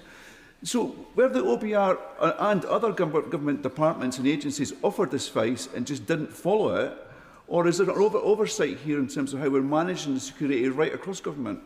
Good question. I thank my honourable friend for his question, and he's right to point out that whilst honourable members opposite seem keen to raise points of history, they seem to be rewriting history when it comes to the last few years of their time in office. But my honourable friend asked an important question about cybersecurity, and indeed the government is going to be working with the National Cybersecurity Centre and the OBR to take forward those recommendations in the OBR report about doing a forensic examination of potential premature access at previous fiscal events. I should add, or reiterate rather, for the avoidance of doubt, that the report found no evidence of hostile cyber activity. But I think he's right to point out that information security, cyber security is important for all of us across government, and indeed that was reflected in the spending review. Sir Ashley Fox. Thank you, Madam Deputy Speaker. For the first time in its history, the OBR was forced to correct the record about the forecasting process in the run-up to the budget. Isn't the reason for this because the Chancellor selectively leaked information from the OBR to mislead the public and to justify tax rises? Order. I'm sure the honourable gentleman isn't wanting to suggest that the Chancellor in any way misled anyone. Sir Ashley Fox. Inadvertently, that's what he was doing. I'm grateful for your advice, Madam Deputy Speaker, and perhaps I could rephrase it that the Chancellor inadvertently misled the public to justify those tax rises. Madam Deputy Speaker, the OBR set out in black and white that the productivity downgrade reduced tax receipts by £16 billion. They identified causes of that productivity downgrade as being the previous government's record in office, whether that is slashing public investment or the mishandling of Brexit. The Chancellor was clear in her speech on November the 4th that this productivity downgrade, combined with the clear need to increase headroom to build resilience in the public finances, would require everyone to make a contribution, and that is what happened at the budget. Hayes. Thank you, Madam Deputy Speaker. It's a pleasure to see you in the chair. I was disappointed, as was my constituents, by the botched and premature release of the budget on the OBR website, and I welcome the news that the OBR are welcoming in a cyber expert. I sincerely hope it isn't the Leader of the Opposition who, as we know, has formed with accessing websites a little bit improperly, and after all, the Conservatives really couldn't do without her. But my question really is around the cybersecurity expert reporting back. When will the government expect to hear back, and can we have the assurance that in the interim the OBR have got their security systems into the shape that it needs to be in? Well, I thank my honourable friend for his question, and the government takes this matter very seriously indeed, and we will move urgently to take forward that recommendation of the report, working with the National Cyber Security Centre. And while cyber security is an important matter for the OBR and indeed all government departments and bodies all year round, the forecast is of particular market sensitivity, and it is particularly important to ensure that is kept without being published prematurely. And that's why we take what happened last week and what seems to have happened in spring and what may have even happened at previous fiscal events so very seriously.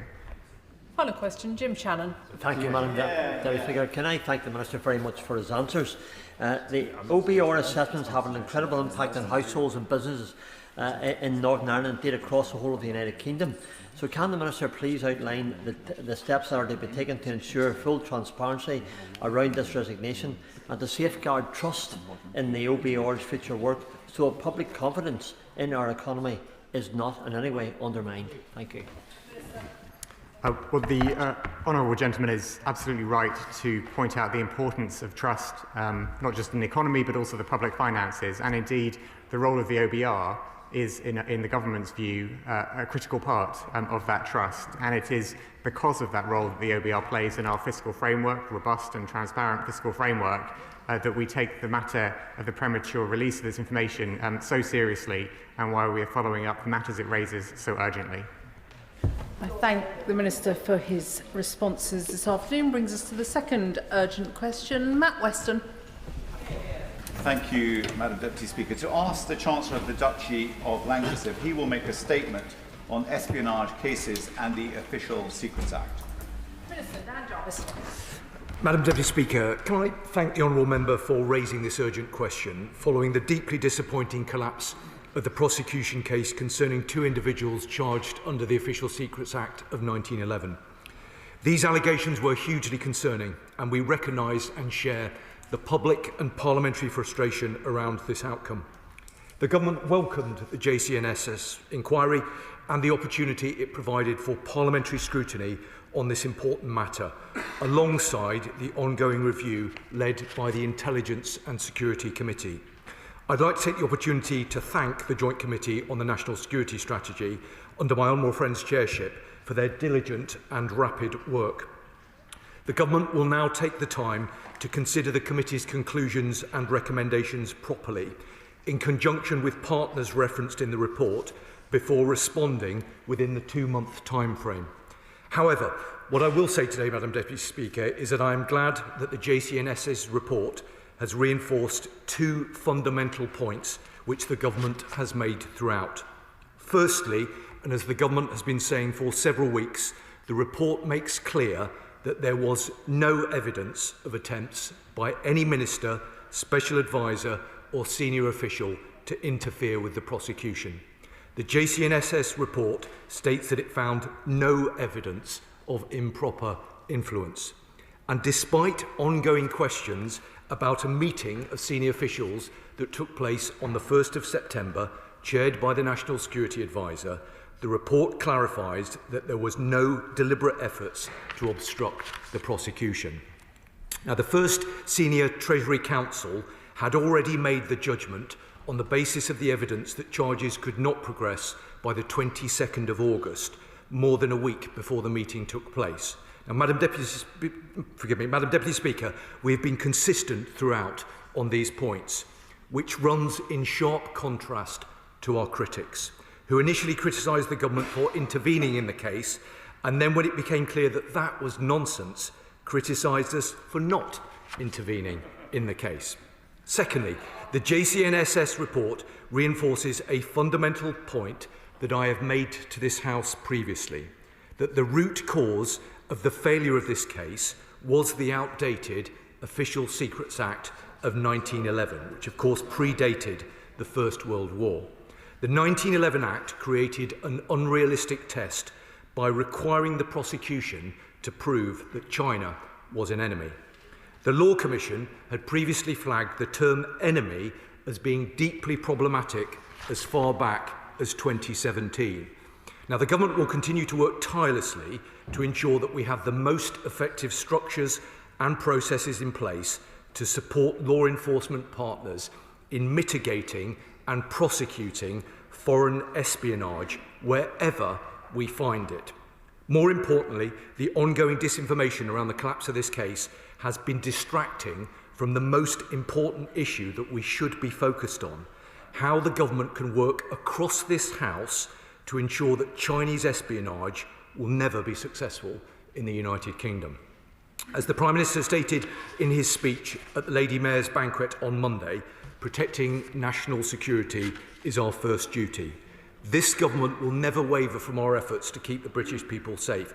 That is why, on the 18th of November, I set out a significant number of measures that this government is taking to counter the threat that China and other state actors pose to UK democracy and society. And in line with the JCNSS report, the government will continue to strengthen our processes and preparedness for future threats, ensuring we leverage our new security legislation effectively. Order. The Minister will know that he should have restricted himself to 3 minutes for his response. That appears to have been 4 1/4. Matt Weston. I thank the Minister for his comments. Madam Deputy Speaker, I'd like to thank the Speaker for granting this urgent question, demonstrating the importance of parliamentary's security, safety and sovereignty. The case of alleged spying on behalf of China caused widespread concern amongst the public and the members of both houses. My committee, which is comprised of senior members of both houses, examined the timeline, actions and decisions from the government and the Crown Prosecution Service. Whilst this was a highly unusual inquiry for a committee to conduct, it was essential that Parliament examine the processes which led to the collapse of the case. Our inquiry found nothing to suggest a coordinated high-level effort to collapse the prosecution, nor of deliberate efforts to obstruct or circumvent constitutional safeguards. However, we did find a process beset by confusion and misaligned expectations, which at points can best be described as shambolic. There were systemic failures and deficiencies in communications, coordination and decision-making between the Crown Prosecution Service and the government. Indeed, the episode reflects poorly on the otherwise commendable efforts across the public servants to keep our country safe. Given the conclusions I have just set out, will the Minister give reassurances that the government will work with the CPS closely to ensure communications and processes are tightened up, particularly when dealing with cases of national security? Does the Minister acknowledge that the new National Security Act, whilst comprehensive, may not entirely cover low-level espionage activity, especially given the structural parallels with the previous legislation? And does the Minister finally agree that greater support should be given to the Deputy National Security Advisers and civil servants acting as witnesses in cases such as these to ensure top-level grip on cases with significant public exposure? Thank you, Madam Deputy Speaker. As Mr Speaker has rightly acknowledged, these issues require a great deal of scrutiny from Parliament, and the Government is absolutely grateful for the opportunity to engage and work closely with Parliament on these matters, not least because they do deserve and merit careful consideration, alongside decisive action by ministers and, of course, decisive action by senior officials as well. Now, the Joint Committee on National Security Strategy, led by the Honourable Member for Warwick and Leamington, plays a vital role in providing that appropriate scrutiny. And I say that not just as a Government Minister, but as a former member of his committee. I would also extend the same principle to the ISC for the important work that they do. And I do want to take this opportunity again to thank the Chair and the whole of the committee for undertaking this work and publishing a comprehensive report as quickly as they have done. Now, the Honourable Member, the Chair, highlights some important aspects of the report's conclusions and the recommendations and the findings of the work that they have undertaken. And as I have said, the Government approaches this issue and will consider the committee's report with the utmost seriousness. Now, I can give him the assurances that he seeks in terms of the Government now very carefully considering the findings of the report. And of course, I give him and the House an absolute assurance that we will respond within the agreed timeframe. He mentioned a couple of other points which I would like to respond to briefly now, but happy to engage with him in more detail should he think that that be necessary. He mentioned the role of the CPS. And he will understand that as a Government Minister, I'm incredibly limited in terms of what I can say about the CPS because they are operationally independent of Government. But I think he makes a fair challenge, and of course we'll look carefully at the report's findings in this area. He also mentioned the National Security Act. And whilst I am not in any way complacent with regard to that legislation, I do think that we find ourselves in a much stronger position than was the case previously. But of course, we keep these matters under review, and along with colleagues across Government, we are constantly seeking to assure ourselves that the legislative framework that is in place is fit for purpose and is appropriate. And I give him an absolute assurance that that is something that we take incredibly seriously. Finally, Madam Deputy Speaker, he mentioned the Deputy National Security Advisor. Let me take the opportunity again to pay tribute to him for the important work that he does. He is a dedicated public servant and his contribution to our national security is immense. The government is grateful for his service, as I am sure is the whole House. But I'll look very carefully at the points that the Honourable Member has made, and we will make sure that they are properly reflected in the response he receives from the government. Shadow Chancellor of the Duchy of Lancaster. Thank you very much, Madam Deputy Speaker. I thank the Joint Committee for their work. Their report is a damning indictment of the government's handling of the China spy case. Not only has the investigation found, and I quote, serious systemic failures and deficiencies, it was, as the Honourable Gentleman just said, shambolic. It's found as well, surprise, surprise, that there was enough evidence to prosecute the alleged spies. The committee writes, in our view, it is plain that China posed a range of threats to the United Kingdom's national security. In our view, it is plain that, taken together, these amounted to a more general active threat to the United Kingdom's national security. Madam Deputy Speaker, the party opposite tried to blame the last government for the collapse of the case, but this investigation has exposed that that is plainly untrue. I was surprised to hear the Security Minister refer to the deficiencies of the 1911 Act.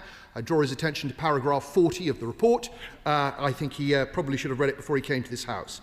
It was this government's incompetence which ultimately led to these two men not standing trial. And most worryingly, this report reminds us that there may be many more such cases. Indeed, why wouldn't there be if foreign spies believe they can act against this House with impunity and effective immunity? It is obvious that this government's not prepared to stand firm. Over the past few days we've heard from the press, not from reports to this House, that the Prime Minister is about to sign off the mega-Chinese embassy in London, despite major security concerns, and that he's preparing to travel to Beijing. Will he, I wonder, have the backbone to stand up for our interests whilst he is there? I will ask the Security Minister three very simple and straightforward questions. First, did the government provide the Joint Committee with the minutes of the 1st of September meeting chaired by the National Security Advisor? The minutes. If not, why not? Second, a number of ministers during the many debates we've had in this House appear to have made inaccurate and misleading statements on at least 6 occasions. Will the Minister ensure that corrections are made to Hansard so that the record is straight? And third, given that the Joint Committee has concluded from the evidence it was given that China is a general threat to the United Kingdom's national security, does the government agree? And if it does, how can it justify supporting the mega embassy? Before I call the Minister, can I make the point to both front benches now that in urgent questions the Minister has 3 minutes to respond. The opposition front bench should have taken 2 minutes. As an advisory note to the Liberal Democrats, it's 1 minute. And can I commend the Honourable Member for Warwick and Leamington Spa for managing to stay well within his 2 minutes. Minister. Thank you, Madam Deputy Speaker. Madam Deputy Speaker, a few moments ago, I spoke of the careful consideration and appropriate scrutiny with which this matter deserves. And whilst many members of both Houses and members of all parties on the Honourable Gentleman's Committee have adopted such an approach, I have to say that I am disappointed that the Honourable Member opposite continues to choose a different approach. He didn't seem to want to mention that much of the report refers to the time of his party in government.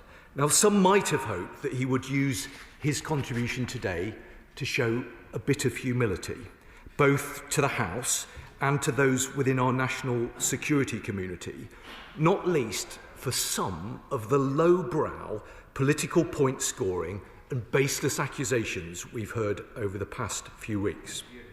Now, Madam Deputy Speaker, in the aftermath of the trial's collapse, some members opposite accused ministers, special advisers and civil servants of improper interference.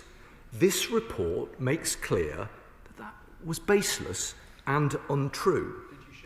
There were some who suggested that some of our most experienced and most dedicated national security experts set out to deliberately withhold information from prosecutors in order to placate the Chinese government. This report makes clear that that was baseless and untrue. There were some who suggested that their failure to update critical national security legislation was immaterial to the case that was being brought to trial. And this report makes clear that the root cause of the collapse was the years of dither and delay which left outdated, ineffective legislation on the statute book long after we knew that it did not protect our country from the modern threats that we face. Now, Madam Deputy Speaker, some members, not all members, some members opposite were all over the place on that legislation and were all over the place with regard to China, and some of them, Madam Deputy Speaker, sadly, still are. Now, as the Prime Minister set out this week, we had the golden age of relations under David Cameron and George Osborne, which then flipped to an ice age that some still advocate. But no matter how much members opposite may wish it to be so, not engaging with China is no option at all. We have been clear that we will cooperate where we can, but always challenge where we must. Now, Madam Deputy Speaker, when we say that national security is the first priority of this government, we mean it. And since the trial's collapse, I've announced a comprehensive package which will help us tackle economic, academic, cyber and espionage threats which China presents. The report that the Honourable Member has referred to provides further useful thought on how we can best safeguard our national security, and the Government genuinely welcomes that constructive feedback. And I look forward to engaging with the committee and with responsible members on all sides of the House as we continue how best to continue protecting our democracy and our nation. Now, the Honourable Member opposite did ask me about the minutes of, he's still asking me about the 1st of January meeting, and I'm going to give the Honourable Member the answer.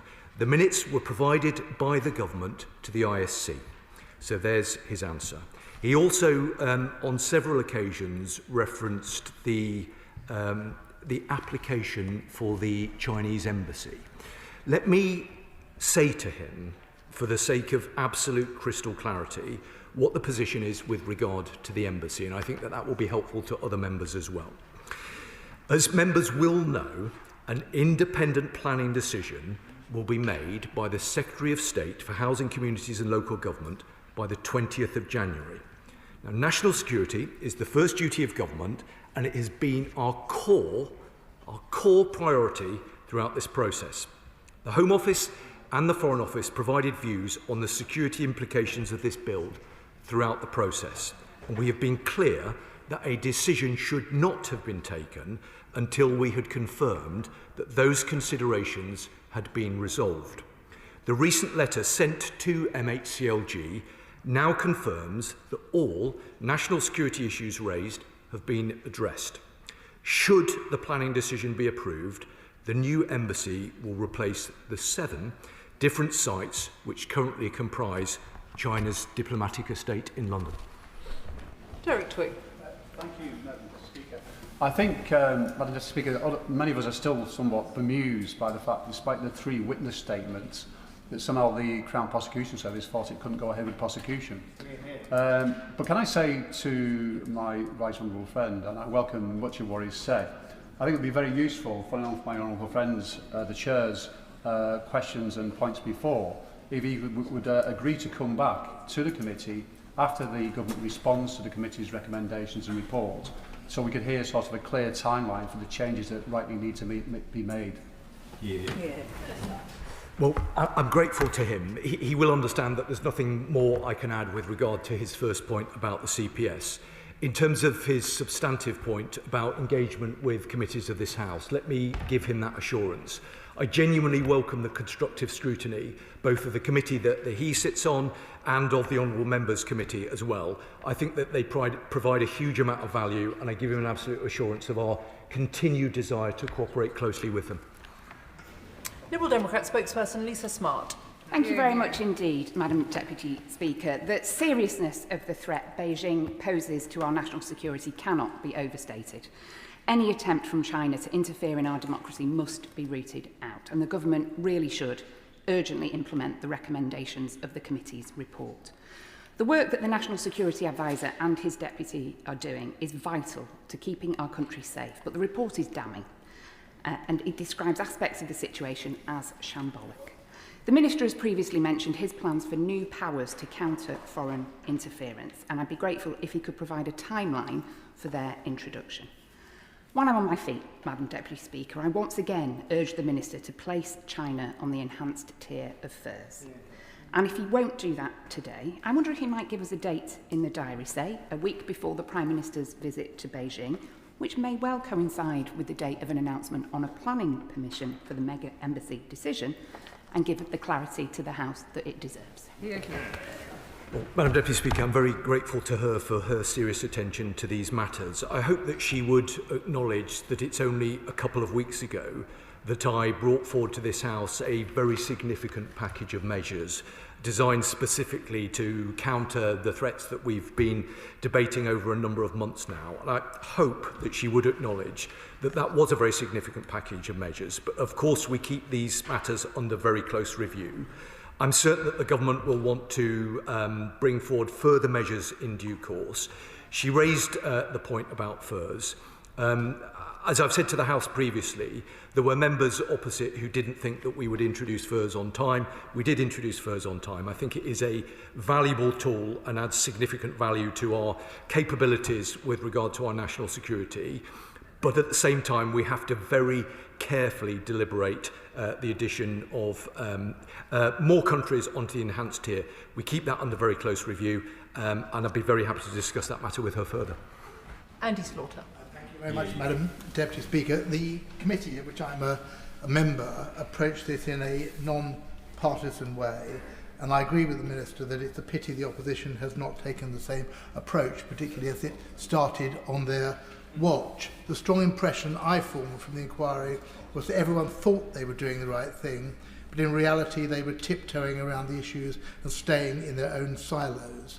Whether the Minister agrees with that analysis or not, what organisational lessons has he learnt that will prevent any repetition of this, in his own words, deeply disappointing outcome? Well, I'm grateful to him for his contribution today and his work on the committee, and I completely agree the premise of his point that the committee considered these matters in a non-partisan way.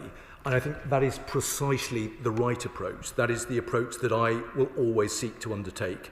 And I know that the majority of members of this House will proceed in the same way. Now, he raised an entirely fair and reasonable challenge about the organisational lessons that have been learned as a consequence of this process. I think all ministers in this government and in the previous government should approach these kind of reports with a degree of humility. Undoubtedly, there are lessons that will need to be both identified, learned and implemented as a consequence of recent events. As I know he would expect, as would the House, I think the government needs to do that in a measured and considered way, and that is why I give him and his committee an absolute assurance that we will look at the detail of his report very closely indeed, and we will respond within the time frame that they have set us. Julian Lewis. Having previously read out the relevant section of the 1911 Official Secrets Act in this chamber, I am pleased that the report concludes that the decision not to prosecute under its terms flies in the face of common sense. What also flies in the case of common sense is the government's previous position that China poses a range of serious threats but does not constitute a threat itself. Is that still the government's position? Well, the Right Honourable Gentleman knows that I always listen assiduously to what he has to say, given the experience that he brings to this House. He will, I am certain, have looked very carefully at what the Prime Minister said in his Mansion House speech on Monday evening. But on the off chance that he hasn't yet had the opportunity to do that, let me tell him and the House the essence of what the Prime Minister said with regard to China, because he very clearly set out the government's approach. He said that China poses real national security threats to the United Kingdom, but it's time for a serious approach to reject the simplistic binary choice, neither golden age nor ice age. So our response will not be driven by fear nor softened by illusion. It will be grounded in strength, clarity and sober realism. I agree with the Prime Minister, and I suspect most sensible members of this House do as well. Meg Hillier. Thank you, Madam Deputy Speaker, and I commend my honourable friend, the member for Warwick and Leamington, for steering this through his committee swiftly, sensitively and managing sensitive data. A great example of how the Select Committee corridor can really contribute to transparency for the public. And I look forward to the government's response on this. On that point, though, there are areas of sensitive matters that are not covered by the existing scrutiny committees of this House. And I hope that the Minister would, on the basis of this example, be an advocate in government for the establishment of a new committee that can cover the sensitive matters that are not currently able to have oversight because of their sensitivity. Good point. Yeah. Well, I'm grateful to her, and I completely agree with her assessment of the work that the committee has done. She's right. It is a great example of the work of a select committee that has constructively contributed a very significant amount of useful information that the government will now consider in great detail. Her second point about the creation of another select committee, I think she will understand if I say that that is above my pay grade. I would sort of gently point to the fact that the government wants to have a very good, close and constructive relationship with the ISC, and that might provide, it'll be for the ISC to take a view, but that may provide a forum for further parliamentary scrutiny on those matters. Mark Pritchard. Madam Deputy Speaker, whilst I have huge respect for the Security Minister and indeed the Honourable Member for Warrington and Leamington and his committee, and I sat on that joint committee for National Security Strategy for 5 years, is it not the case that this statement actually raises more questions, that it is not a case of case closed, but there are questions that are still outstanding, and that is because inherent the weakness here is that the joint committee does not have access to classified material. Only the Intelligence and Security Committee does. Again, I sat on that committee. So having sat on both committees, there is a stark contrast between the types of witnesses that can be called and what the witnesses can actually say. So therefore, would the Minister now commit, given the earlier question, to review the memorandum of understanding between the Intelligence and Security Committee to ensure that the right questions can be asked of the right committee at the right time so that we can actually have some definitive conclusions on this whole saga? I'm grateful to him for the experience that he brings to this House, not least in terms of having sat on both of the committees that we've just been referring to. I'd, if you'll forgive me, slightly take issue with his assessment of what the report does, because the government is very clear that the report emphasises the key arguments that the government have been bringing forward over the last couple of weeks. In terms of his second point, around the MOU. He's raised that previously. I think it's an entirely reasonable point for him to raise both publicly and privately. Let me take it away and I will come back to him. Tulip Siddiq.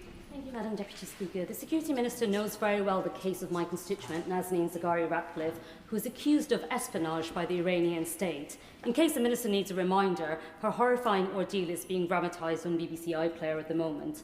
And the one thing Nazanin has said to me constantly is that a hostage envoy would have really helped when dealing with her situation. I know this is dealing with espionage cases from the other side, but for the sake of national security, has the Minister considered a hostage envoy, which is what the Ratcliffe family keep raising with me? Well, I'm grateful to her for the contribution that she's made and the work that she's done previously. I'm joined on the Treasury bench by a Foreign Office Minister who listened very carefully to the Honourable Lady's comments and has indicated that he'd be very happy to discuss them further with her. Evans. Speaker, can I thank the Minister for his response and the way he's responding to this? I know he'll be as concerned as the rest of us around descriptions of this being the process being shambolic and the criticisms of systematic failures. Can the Minister tell us what's changed And secondly, what's changed over the past almost 4 years? Because Russia's invasion of Ukraine changed the world profoundly, and China continues to provide assistance to Russia. Madam Deputy Speaker, I think that is an entirely fair and reasonable question. So I can give him a very straight response.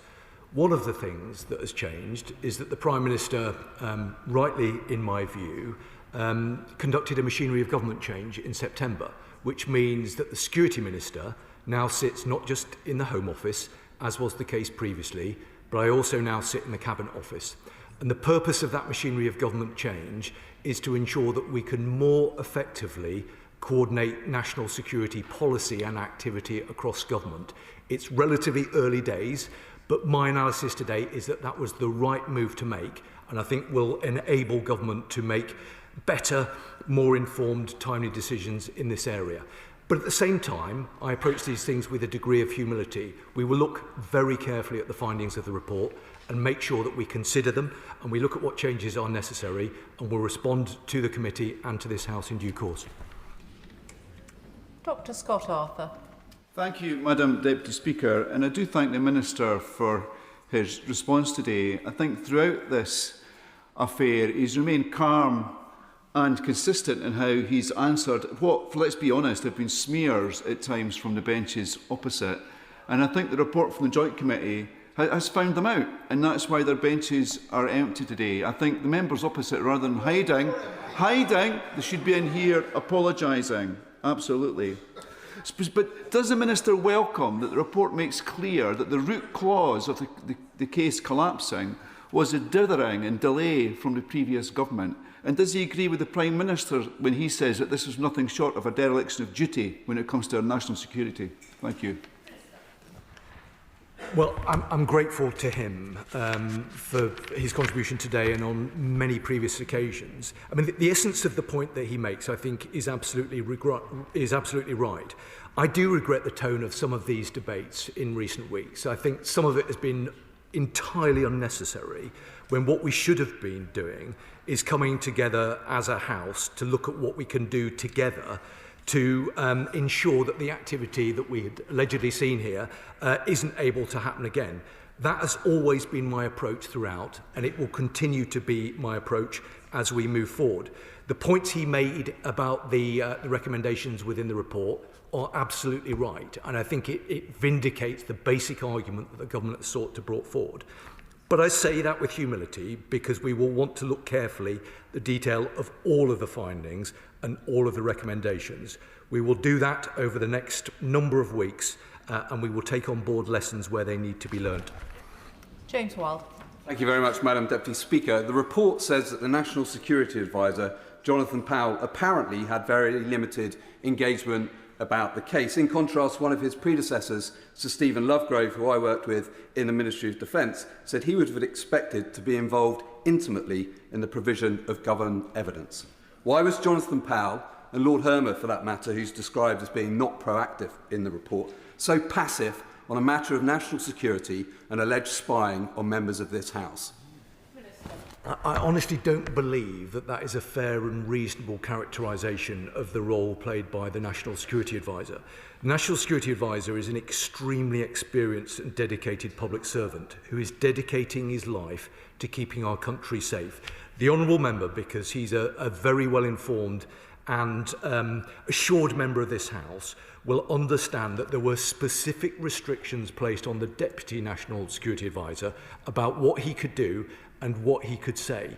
Both the Deputy National Security Advisor and the National Security Advisor acted with integrity throughout this process, and I know that this House will be grateful to them for it.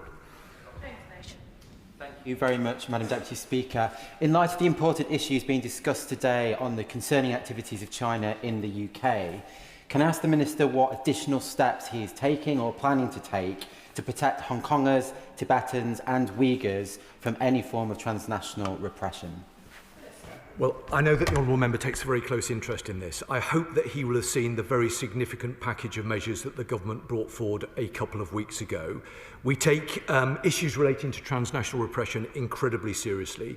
We welcome the report from another select committee of this House, which we've responded to. And through the Defending Democracy Task Force, we've conducted a review of transnational repression in our country. So I hope he sees that we take these matters very seriously. The notion that any state, whether it be China or anyone else, would seek to harm or to persecute anybody resident in the United Kingdom is totally unacceptable, and the government has been consistent in making that point. Richard Tice. Thank you, Madam Deputy Speaker. This report by the Joint Committee on National Security is not only damning, it refers to systemic failures, shambolic communications being inadequate. But I'm struck by paragraphs 41 to 45, which calls into judgment calls into question the judgment of the Director of Public Prosecutions. The former independent reviewer of terrorism legislation, Lord Carlisle, described the decision not to proceed as inexplicable. And I think the committee itself, in paragraph 45, is gentle in saying that it's surprised by the decision not to proceed. So the question has to be asked, does the government still have confidence in the Director of Public Prosecutions? Well, he will understand that as a government minister, it wouldn't be appropriate for me to make commentary about the performance of the Director of Public Prosecutions. The CPS, the DPP, are operationally independent of government. But he will have heard me say that we approach these matters with a degree of humility, and that is the right approach. I would just gently say to the honourable member that he might also want to approach these matters with a degree of humility, given recent events in his own party. Cooper. Thank you, Madam Deputy Speaker. The Minister and I have clashed over Sun Tzu in the past and the risk of riling him up again. Sun Tzu said that sometimes a strategic advantage is to be had by feigning weakness. Is it not the case that every day we fail to add China to the enhanced tier of the Foreign Influence Registration Scheme? It's not us feigning weakness, it is weakness. Yep. Very good. Well, Madam Deputy Speaker, as Christmas approaches, I hope that perhaps there might be an opportunity for a cup of coffee with the honourable gentleman, and we can compare our various quotes. And I give him an assurance that I never had any concern about him seeking to quote Sun Tzu. I think my concern was that I think it's possible to find a quote from him that basically matches any particular argument that you want to progress. But his substantive point was about furs, and he will have heard what I've said today and previously. The government is looking very closely at whether there should be additional countries added onto the enhanced tier. But when a decision is made with regard to that, we will bring that forward in the usual way. Jim Shannon. Thank you, Madam Deputy Speaker. Can I thank the Minister very much, first of all, for his careful and helpful answers to the questions. Given the collapse of the recent espionage case and the findings that failures in procedure and coordination undermine the prosecution, what specific actions will the government now take to restore confidence in parliamentary security and ensure alleged spy threats are fully investigated to pursue the course of justice so that something similar does not ever happen again? Thank you very much. Well, Madam Deputy Speaker, I'm grateful to him, as I always am. He made an important point about parliamentary security. And I hope, as a very dedicated parliamentarian, he will know that the government takes these matters incredibly seriously. That's why we're working very closely with Mr. Speaker and with this House through the Defending Democracy Task Force to make sure that we have the appropriate mitigations in place to counter the nature of the threat that we face. I think it's also, because I hold the honourable gentleman in very high regard, just referring to what the Prime Minister said on Monday, because the Prime Minister made, I think, an important point that is highly relevant to the question that he has raised, which is to say that protecting our security, and I know that he will agree with this, is non-negotiable. It is our first duty, but by taking tough steps to keep us secure, we enable ourselves to cooperate in other areas. I hope that he agrees with that. Final question, Jim Allister. Today again, the Minister has said that the reason this case collapsed was the inadequacy of the 1911 Act, which raises the obvious question. How come these two gentlemen were ever charged in the first place? Because the evidential test at the moment they were charged is exactly the same as the evidential test when the case was dropped. So how did they come to be charged under this Act if it was inadequate? Isn't it quite clear the Act was more than adequate to charge them and more than adequate to convict them? Well, I'm not sure that anybody really thinks that the 1911 Act was appropriate. And as he will know, because it's a statement of obvious truth, the decision to proceed was taken not under this government, but under the previous one. All I'm able to do to this House is to account for the decisions taken and the actions taken by this government. And what this government will always do is ensure that we protect our national security. It is our first duty, and nothing matters more. Can I thank the Security Minister for his answers this afternoon? I will allow a few moments for the front benches to swap over.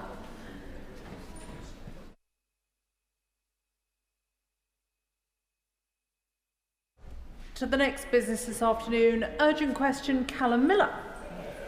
Thank you, Madam Deputy Speaker. To ask the Secretary of State for Foreign, Commonwealth and Development Affairs to make a statement on imminent US military strikes on land targets in Venezuela and the implications for UK foreign policy. Madam Deputy Speaker, as my honourable friend, the Minister for North America, said to the House yesterday, questions of US military action in the Caribbean and Pacific are questions for the US. The UK has not been involved in US strikes in the Caribbean. The Foreign Office currently advises against all but essential travel to Venezuela due to ongoing crime and instability. As always, our travel advice remains under regular review to ensure it reflects our latest assessments of risks to British nationals. The UK stands with Venezuelan people in their pursuit of a fair, democratic and prosperous future. Nicolas Maduro's claim to power is fraudulent. The UK continues to call on the Venezuelan authorities to publish the results of the 2024 presidential election in full. This government announced sanctions against 15 more members of Maduro's regime in January. The UK will continue to work with our international partners to achieve a peaceful negotiated transition in Venezuela, which ensures that the will of all Venezuelans is respected. Callum Miller. I'm grateful that this urgent question was granted, Madam Deputy Speaker, and to the Minister for that answer. At oral questions yesterday, the Foreign Secretary and the Minister for the Americas both stated that UK was committed to upholding international law. Last night, Donald Trump announced that US military strikes against Venezuelan land targets would, and I quote, start very soon. Does the Minister believe that such an action would be legal? Over recent weeks, the US has acted with complete impunity in the Caribbean, conducting unilateral military strikes in international waters with no due process. Let me be very clear. President Maduro is a threat to democracy and civil liberty. He is an ally only to dictators like Vladimir Putin and President Xi.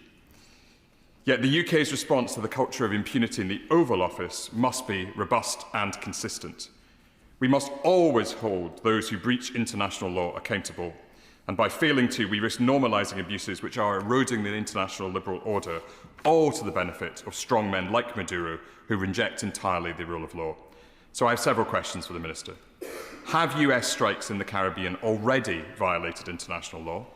What steps is the government taking, including on and halting intelligence sharing, to ensure the UK cannot be complicit in other US violations? Has the UK been complicit in illegal actions already taken by the US, including the alleged double-tap operations authorised by War Secretary Hegseth?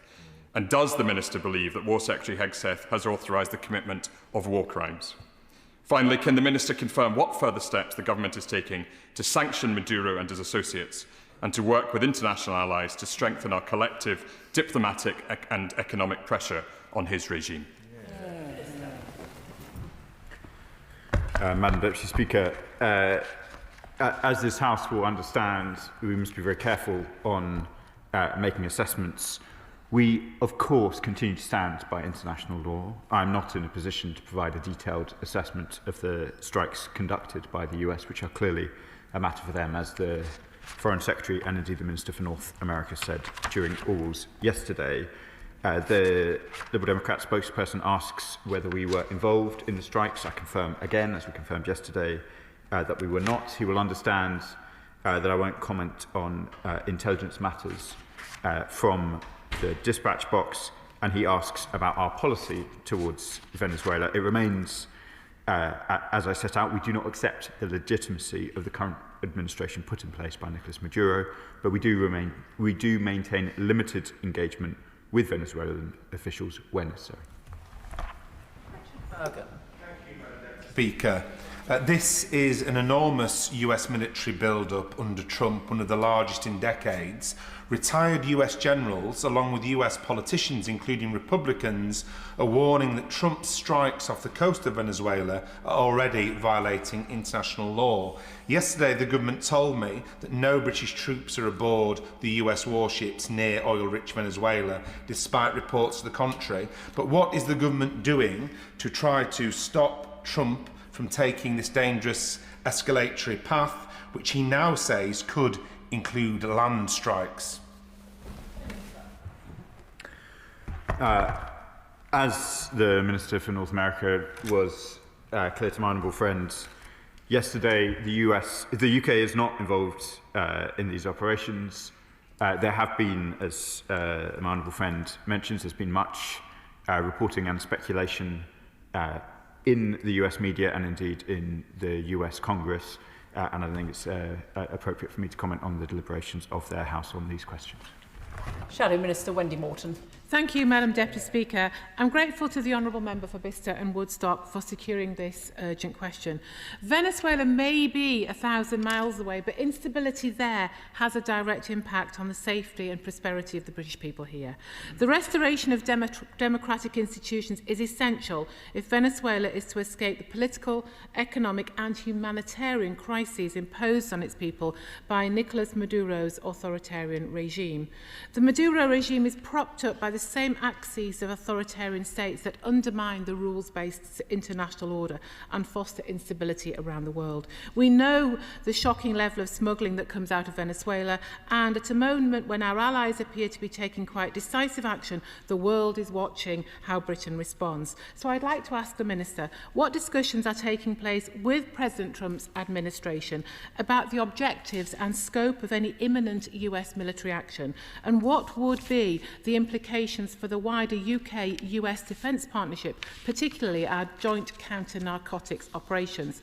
The House will also expect clarity on how the government intends to hold the Maduro regime to account, what further diplomatic pressure, targeted sanctions and coordinated international action is the UK pursuing to support Venezuelans fighting for a peaceful democratic transition.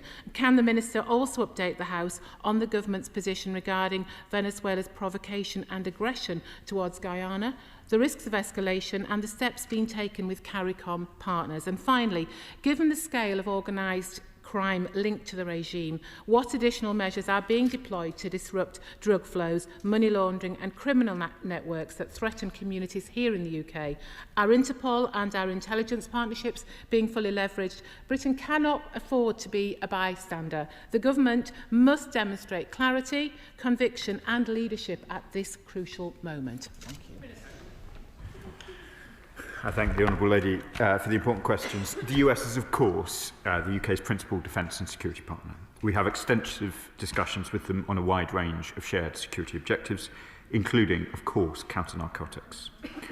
We're committed to fighting the scourge of drugs and organised crime, including with our partners in Latin America and the Caribbean.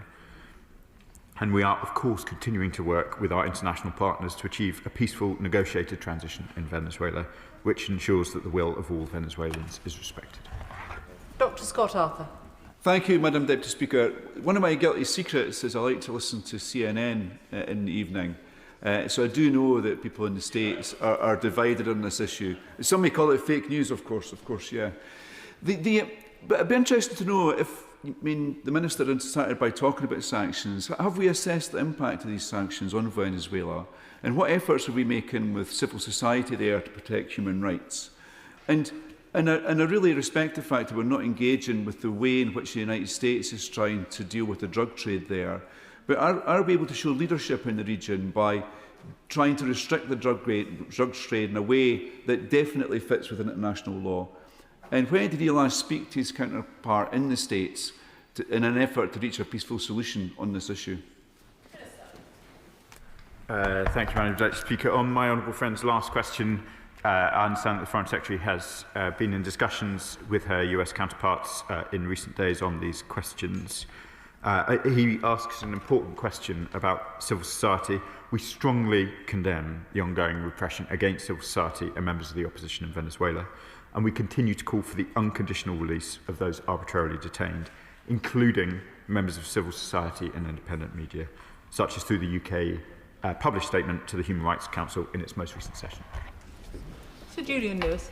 President Trump would no doubt argue that there's a parallel between this situation and George Bush Sr.'s invasion of Panama in late 1989.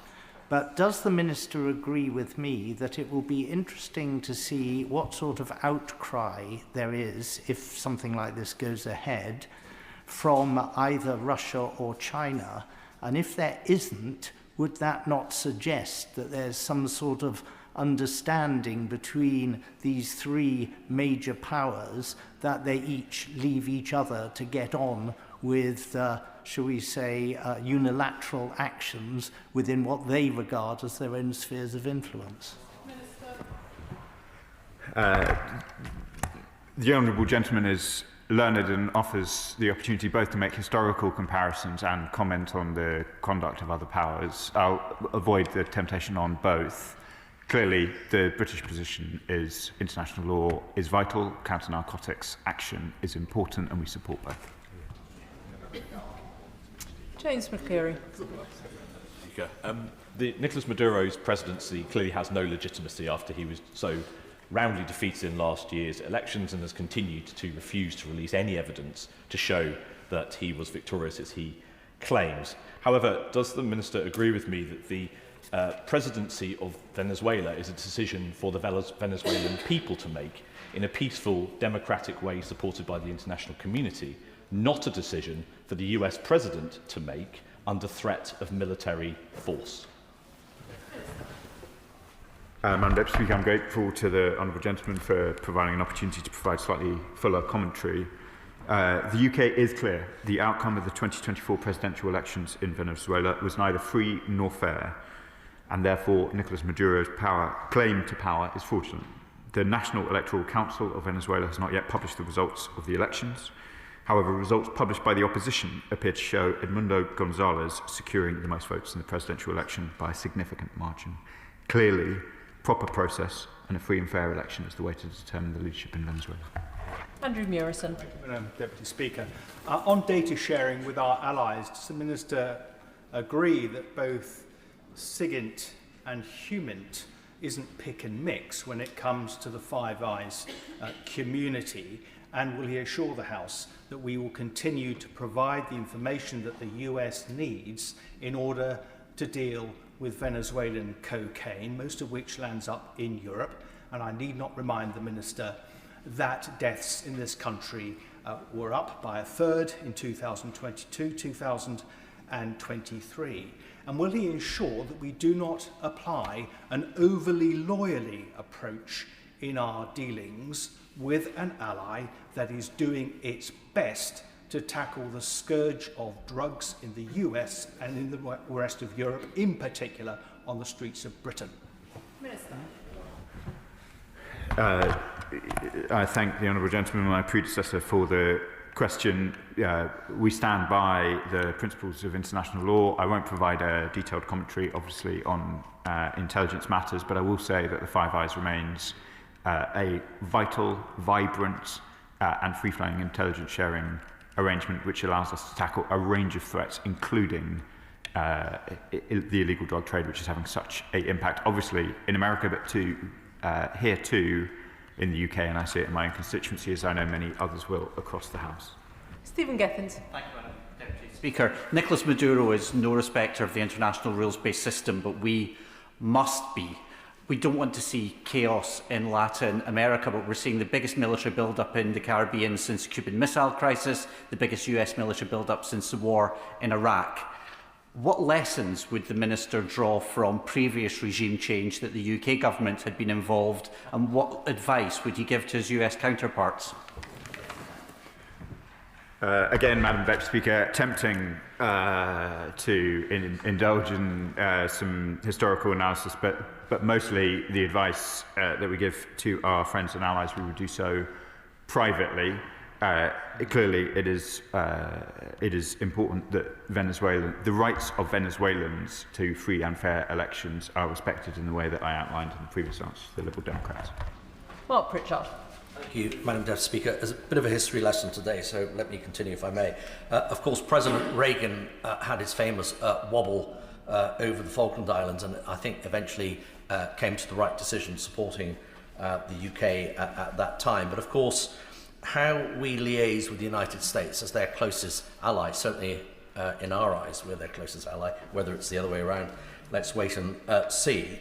But it could be Venezuela today, it could be Cuba tomorrow, it could be Haiti, and so on and so forth. So I think we need to be candid with the United States. We need to uphold international law, and we need to encourage our cousins across the water to show restraint while recognising the need for them to counter the very, very bad drugs trade that's going into the United States and affecting crime in the streets in many, many cities there.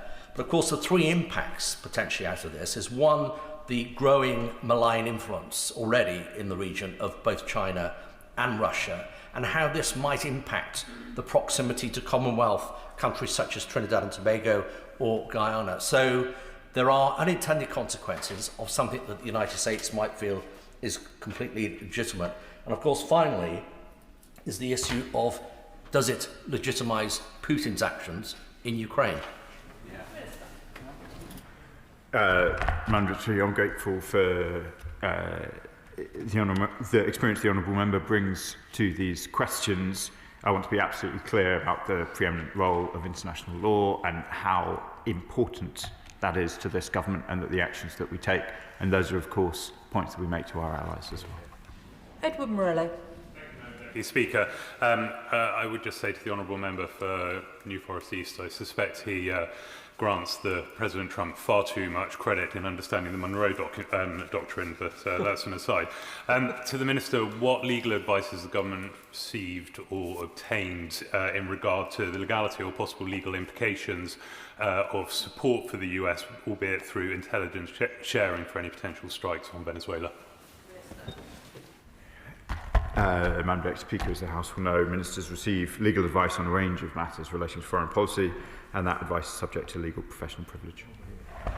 Jeremy Corbyn. Thank you, Madam Deputy Speaker, and I compliment the member for Bicester and Woodstock on getting this urgent question today.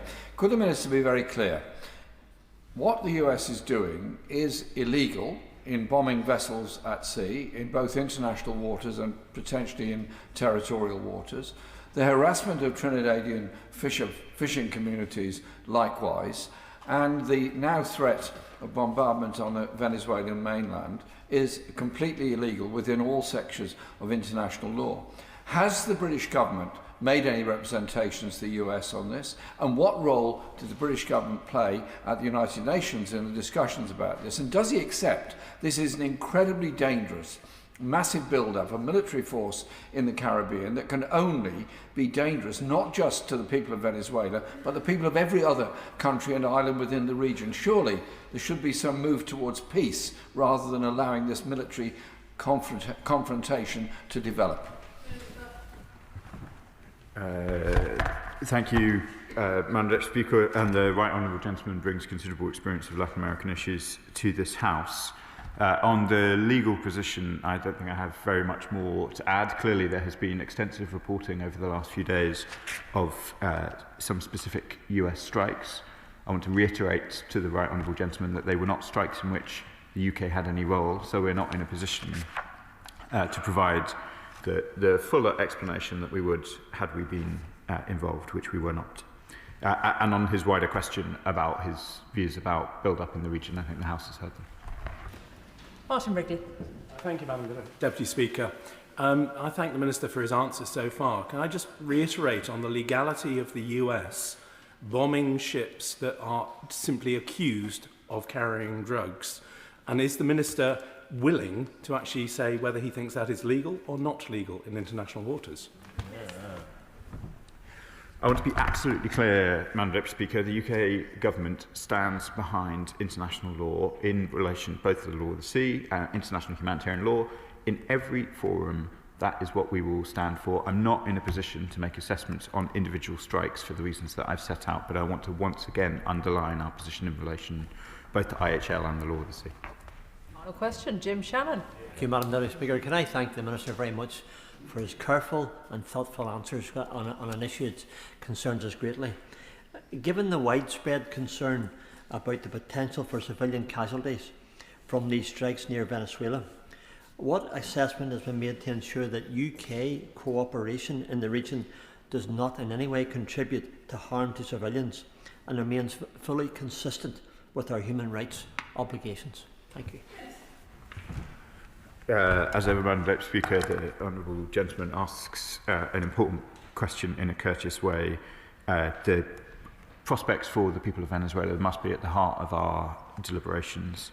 As I say, we have been engaged with civil society, where necessary, the Venezuelan government themselves, and we will continue to keep the human rights of the people of Venezuela in our hearts. Can I thank the Minister for his responses this afternoon? I'll just allow the front bench to swap over.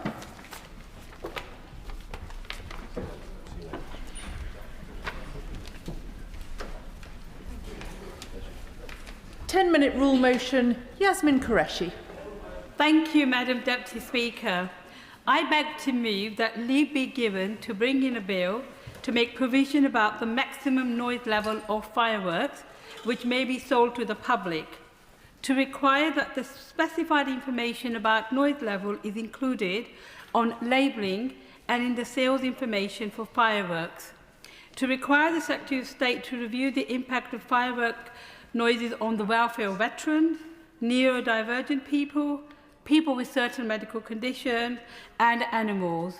Also, to provide local authorities with powers to regulate the use of fireworks in certain circumstances and to enforce such regulation and for connected purposes. Madam Deputy Speaker, fireworks bring joy to many people, and they are an important part of celebrations. But every year, I hear same concerns from residents about the impact of loud, unpredictable fireworks going off late at night. They're not talking about organised displays. They mean sudden explosions in residential streets at 11 o'clock, midnight or later. These bangs start with children, frighten older people, distress pets and livestock, and overwhelm people with managing health conditions or traumas. The same group feels that the most: children with sensory needs, older residents living alone, people with anxiety or heart conditions, and animals as well. At the moment, there's very little anyone can do about it. Council received the complaints, but have no power to act. The police understandably focus on more urgent priorities, and fireworks are often sold without clear information on how loud they are. This bill hopes to close those gaps in a very simple, fair and proportionate way.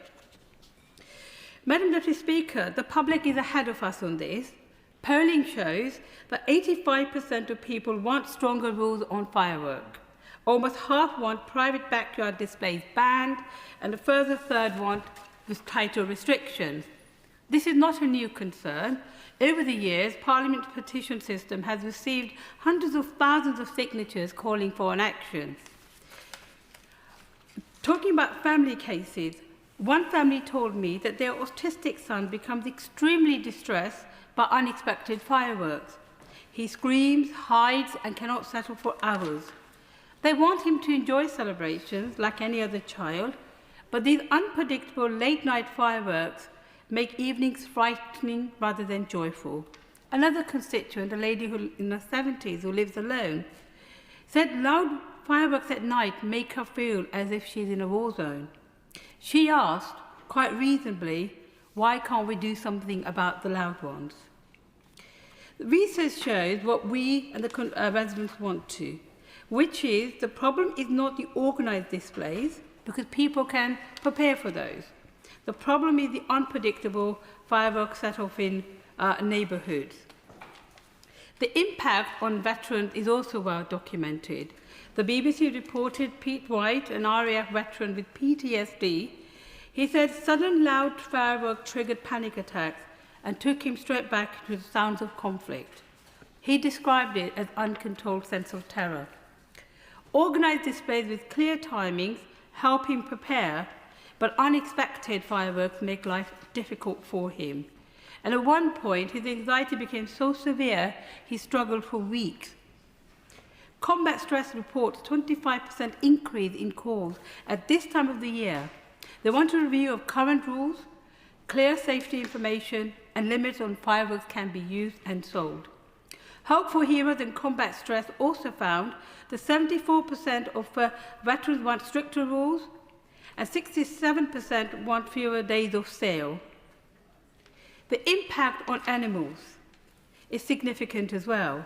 Since 2010, there have been over 1,000 recorded incidents involving horses during fireworks season, including tragic fatalities. Many owners receive no notice before displays and can't protect their animals in time. Farm animals are also affected. Stress can cause ewes to abort during lambing and separate the mothers from their young.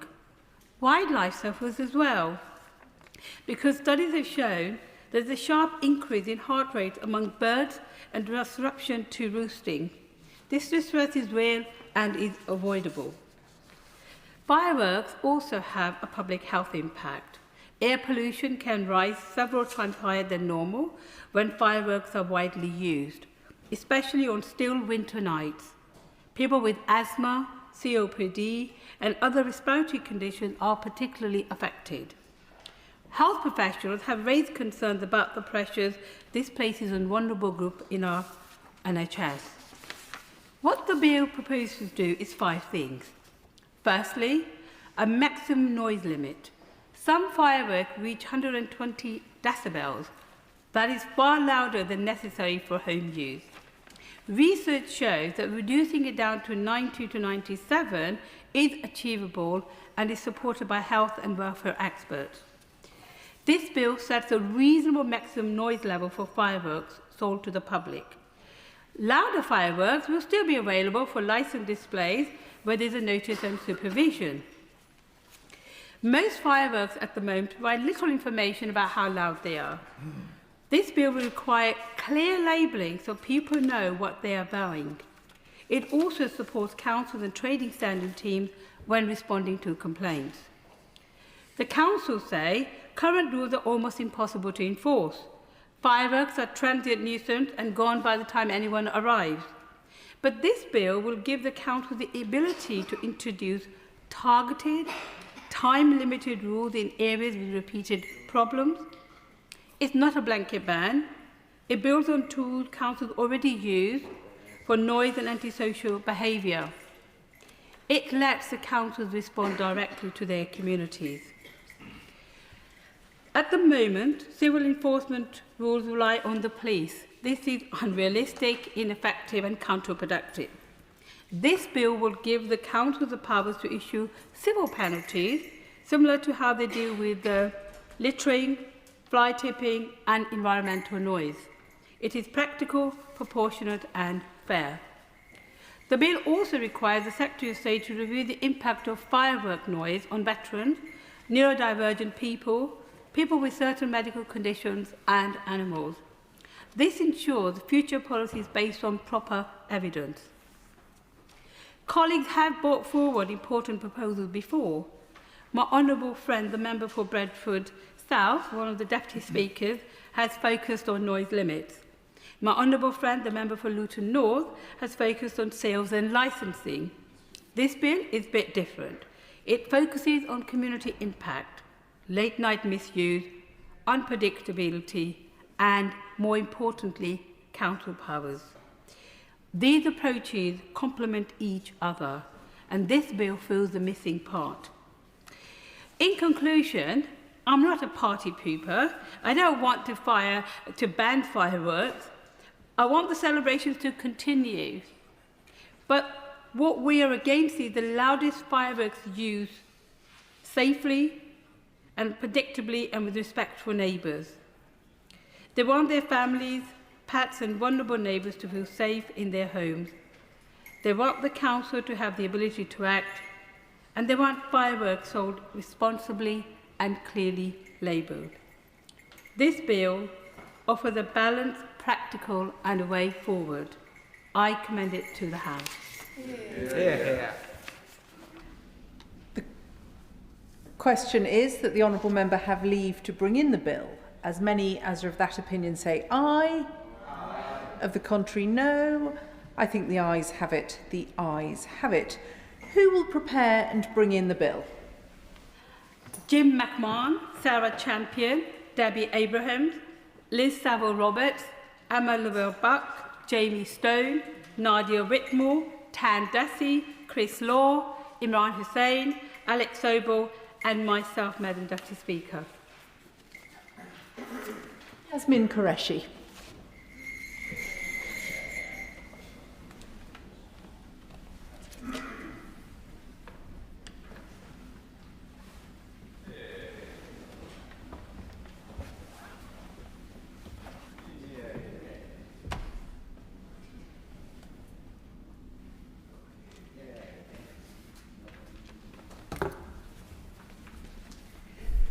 Fireworks, noise control, etc. Bill. Second reading what day? 26th of January 2026. 26th of January 2026.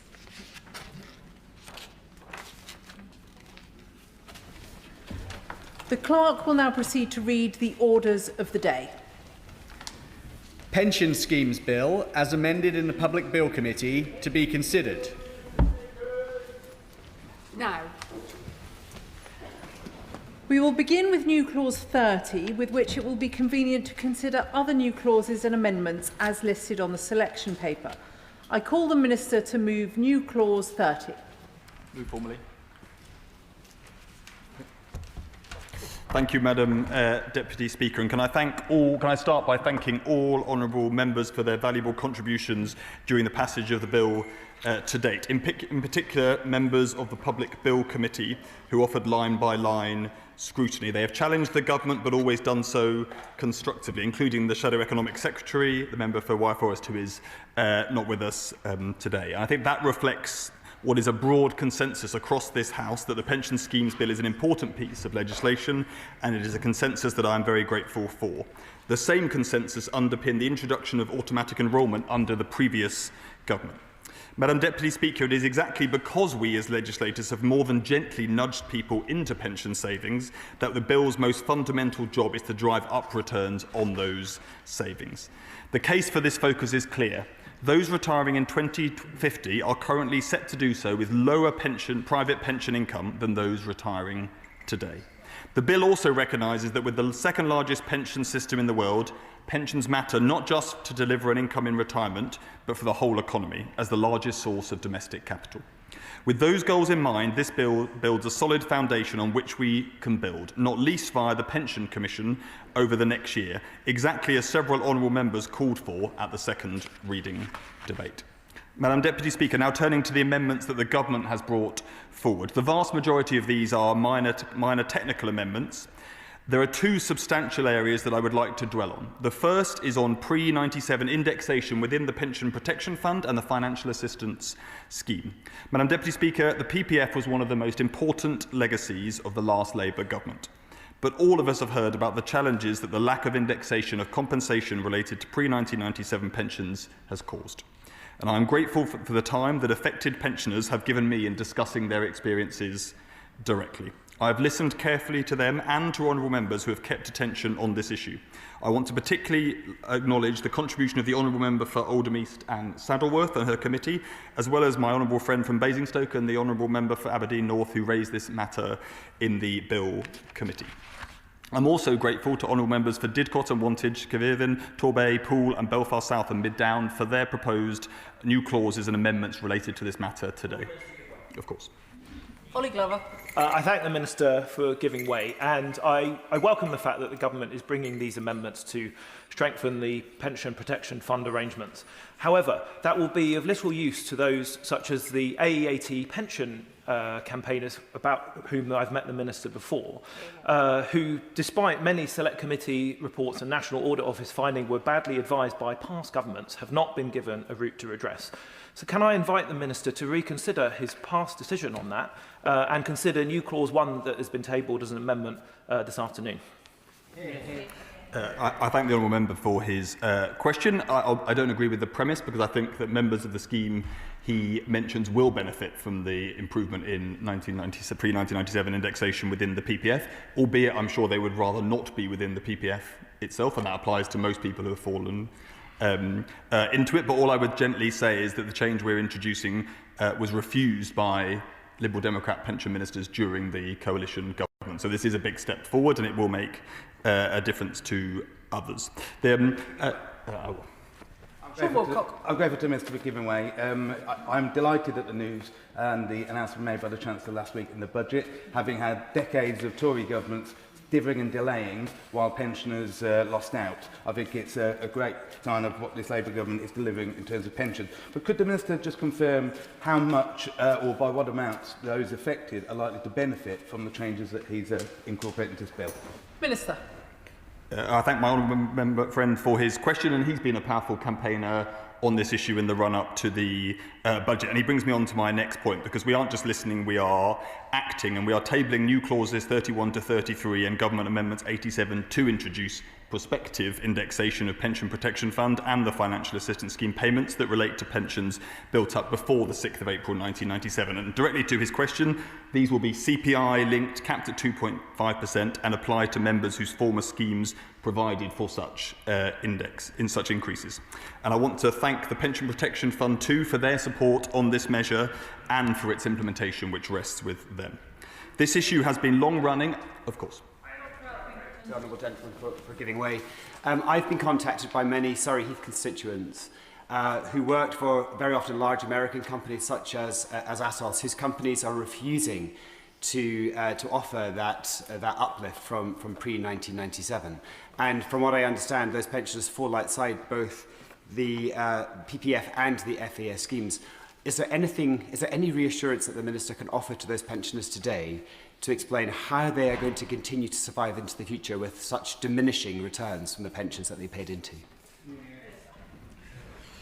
I thank the honourable member for his question. It's an important one, and I shall come to exactly that issue when I finish discussing the changes within the PPF, because as he rightly notes, these are wider indexation questions for solvent pension schemes. But on the PPF itself, this issue has been long-running, and many campaigners have been long campaigning on it, and our changes aim to bring this matter to a conclusion. It's a step change that will make a meaningful difference to over 250,000 members. Over 5 years, the average PPF compensation will be boosted by £400 a year. Now, I of course recognise that this does not go as far as some affected members would have wanted, but this change is real progress, and it rightly balances the interests of eligible members, levy payers, taxpayers, and the Pension Protection Fund's ability to manage future risk. And I hope all honourable members will support this step forward, and on that basis, those with the related amendments will feel content to withdraw them today. Now, turning to new clause 22 and new clause 24 and amendment number 19, which concern the issue that has just been raised about discretionary increases or pre-1997 indexation in solvent DB pension schemes more generally, I want to put on record that we all recognise the impact of recent years' high inflation on the value of some pensioners' retirement incomes in exactly the way that has just been set out. But I also want to be straightforward with the House that we do not support retrospectively changing scheme rules. Neither have previous Conservative or Liberal Democrat governments, given that the contribution levels that were set were on the basis of the scheme rules at the time that they applied. But as I have said before, and I've discussed recently with my honourable friends from Connethley and Ayr, Carrick and Cumnock, wider change in the pension schemes bill related to surplus release will put trustees in the lead in a way that will help on this issue. This gives those of them, of course. I mean, the Minister will understand just how sceptical pensioners are, because, quite frankly, they've seen time and time again their trustees try to make the companies do the right thing. So will he agree to meet with me and some trustees from companies like 3M's and Hewlett-Packard Enterprise to actually explain what mechanism he really thinks there is going to be available to them that will actually force the companies to give a decent index-linked rise to their pensioners going forward? Absolutely is the short answer. I'm always very happy to meet with my honourable friend and near neighbour. But let me go on to explain a bit about how this change may help in that situation, but then I'm very happy to take that meeting. The changes give those trustees overseeing schemes without pre-97 indexation greater leverage in discussions on discretionary increase with employers should those trustees see fit. I would encourage them to do so. Madam Deputy Speaker, the other substantial amendments are on the Pension Protection Fund Administration Levy. The administration levy is paid by DB schemes, allowing the Secretary of State to recover the PPF's administration costs. It also covers the costs of administering the Fraud Compensation Fund. The levy was initially introduced to allow transparency when these administration costs were significant relative to the PPF's reserves, but this is no longer the case, with the levy standing at around £18.5 million, while the PPF manages over £10 billion worth of reserves. The PPF is more than able now to cover its administration costs, and transparency can be achieved in the normal way through annual reports and accounts. These amendments therefore abolish this levy, simplifying the pension levy landscape. Madam Deputy Speaker, I'll briefly cover some more minor amendments, starting with those on the local government pension scheme.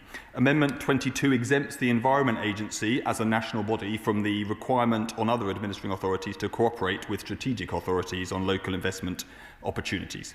New Clause 34 introduces new wording for Clause 4 of the bill, with Amendment 23 deleting the existing wording. Rather than stating in this bill how procurement law affects the LGPS, New Clause 34 will instead move the LGPS exemption directly into Schedule 2 of the Procurement Act 2023, future-proofing it from future changes to that Act.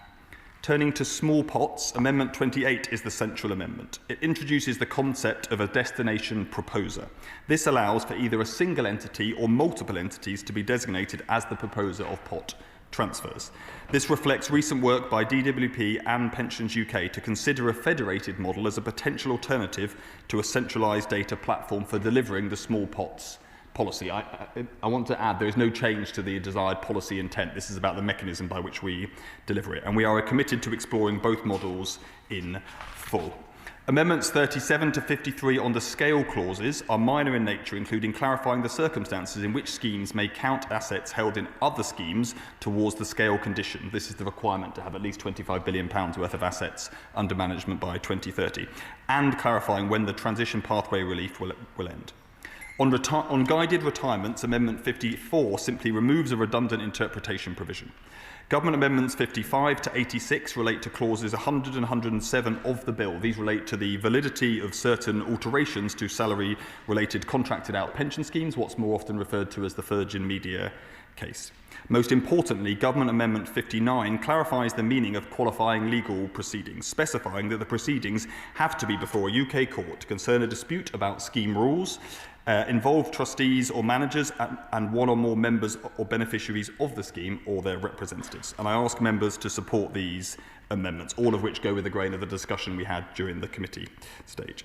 Madam Deputy Speaker, honourable members have tabled a range of wider amendments, and we had the chance to debate many of them during committee, and I'll of course respond further to them at the end of this debate. However, I want to thank the honourable members for Torbay and Caerphilly for their new clauses 2 and 15 on the British Coal superannuation scheme. Both amendments would require the government to commission an independent review of the sharing of surplus funds with members. However, on reflection, we do not believe in waiting that long or that more reviews are necessary. Instead, we are acting now. The budget last week confirmed the transfer of the full £2.5 billion worth of reserves. Now, implementation is a matter for trustees, but we understand they have put in place processes so that the first payments will be made on the 23rd of December, in just a matter of weeks. This change is the result of powerful advocacy of so many honourable friends on this side of the House, not least the member for Barnett. And while I'm on the subject of powerful advocacy, I'd like to thank the right honourable member for Birmingham, Hodge Hill and Solihull North for his new clause 17, which seeks to clarify the scope of trustees' investment duties, sometimes referred to as fiduciary duties. This is a long-running debate. Almost everyone involved in it agrees on one fundamental principle. A trustee's primary duty is to act in the interests of scheme members. Nothing should change or undermine that. But the Right Honourable Member's amendment highlights that different trustees continue to take different approaches to interpreting these duties, in particular in how they take into account structural factors such as climate risk and member standards of living into account when they are making investment decisions. Again, this is a matter in a number of other amendments that have been raised today, but also that we discussed at some length at committee. Now, Madam Deputy Speaker, having discussed this with my right honourable friend, I agree more clarity about the ability of trustees to take into account such factors would help. But rather than hardwiring that into the primary legislation, there are advantages to consulting more fully and retaining an ability to be responsive to future developments. I am therefore announcing today that I intend to bring forward legislation that would allow the government to develop statutory guidance for the trust-based private pensions sector. The guidance will encapsulate those wider factors set out in the Right Honourable Member's amendment. The goal is to provide practical support to trustees about how to comply with their existing duties in considering these factors, including what we mean by systemic risks and standards of living. There is good support in the industry for providing this clarity, giving added confidence to trustees that they can invest in the long-term interest of their members and our society. And we'll set out more details on our guidance plans in due course. I'll of course give way. Thank you. Would the Minister be kind enough to share what timescale he's working to with these proposals? Thank you. Minister. I thank the honourable member for his question, as he's one of the contributors to the debates in committee on this matter, and I hope to bring forward clarity on next steps in a matter of months. Of course. I thank the Minister for giving way and for making this really important announcement about the consultation on the role of trustees. Will he ensure that, as part of that consultation, he's keeping in mind the important issue of pre-1997 indexation, so we can make sure that trustees are acting in the best interests of their pensioners on this particular issue? Minister. My honourable friend has discussed this with me many times and is a powerful campaigner for his constituents who have been affected by this challenge. I give him absolutely that assurance, and I'll extend my same offer as I extend to other honourable friends, which I'll be very happy to meet with him, any affected constituents or trustees who have been affected by this issue, of course. Julian Lewis. The Minister has indeed been most accessible, and I'm extremely grateful to him for the meeting he held with people from the ExxonMobil pensioners group. I'm still being lobbied very hard by ExxonMobil pensioners who are concerned that whereas changes introduced in the budget will benefit members of PPF schemes and FAS schemes, the private defined benefit scheme members will not benefit. Now, he knows far more about this subject than I do, but can he not see that there's a feeling that they're being discriminated against? And is there nothing that he can offer to make them feel somewhat more included in the beneficial steps which are being taken for members of other schemes? Minister. I thank the honourable gentleman for that and for our conversations on this in recent months. Let me just make a short comment on why, although I think it is completely reasonable that people would feel like that, and so would many of us if we'd seen the high inflation of recent years eat into our non-index linked pension payments. But let me explain the consistency of the government's position. So the schemes where we are providing pre-97 indexation on compensation that relates to pensions that are now held within the PPF will be paid to those who were in schemes that did provide for indexation. So there's no question of retrospectively changing the entitlement within the schemes. We are simply requiring that the compensation within the PPF and the FAS recognises that the schemes people were in did previously recognise the need for indexation. There are then other schemes within the PPF and other schemes outside the PPF, including the one that the honourable member mentions, that did not in their scheme rules provide for indexation. And he is right to say that on those matters, the changes that I've outlined today on the PPF do not provide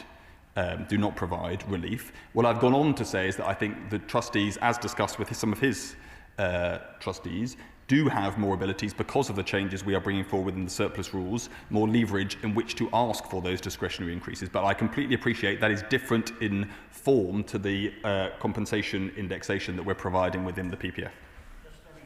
Julian Lewis. I mean, the problem is, as he knows from our meeting, that the trustees are rather hemmed in by the fact that they don't have the leverage or the freedom to act if the company itself, particularly if it's headquartered abroad, is disinclined to pass on any surpluses that it might have available.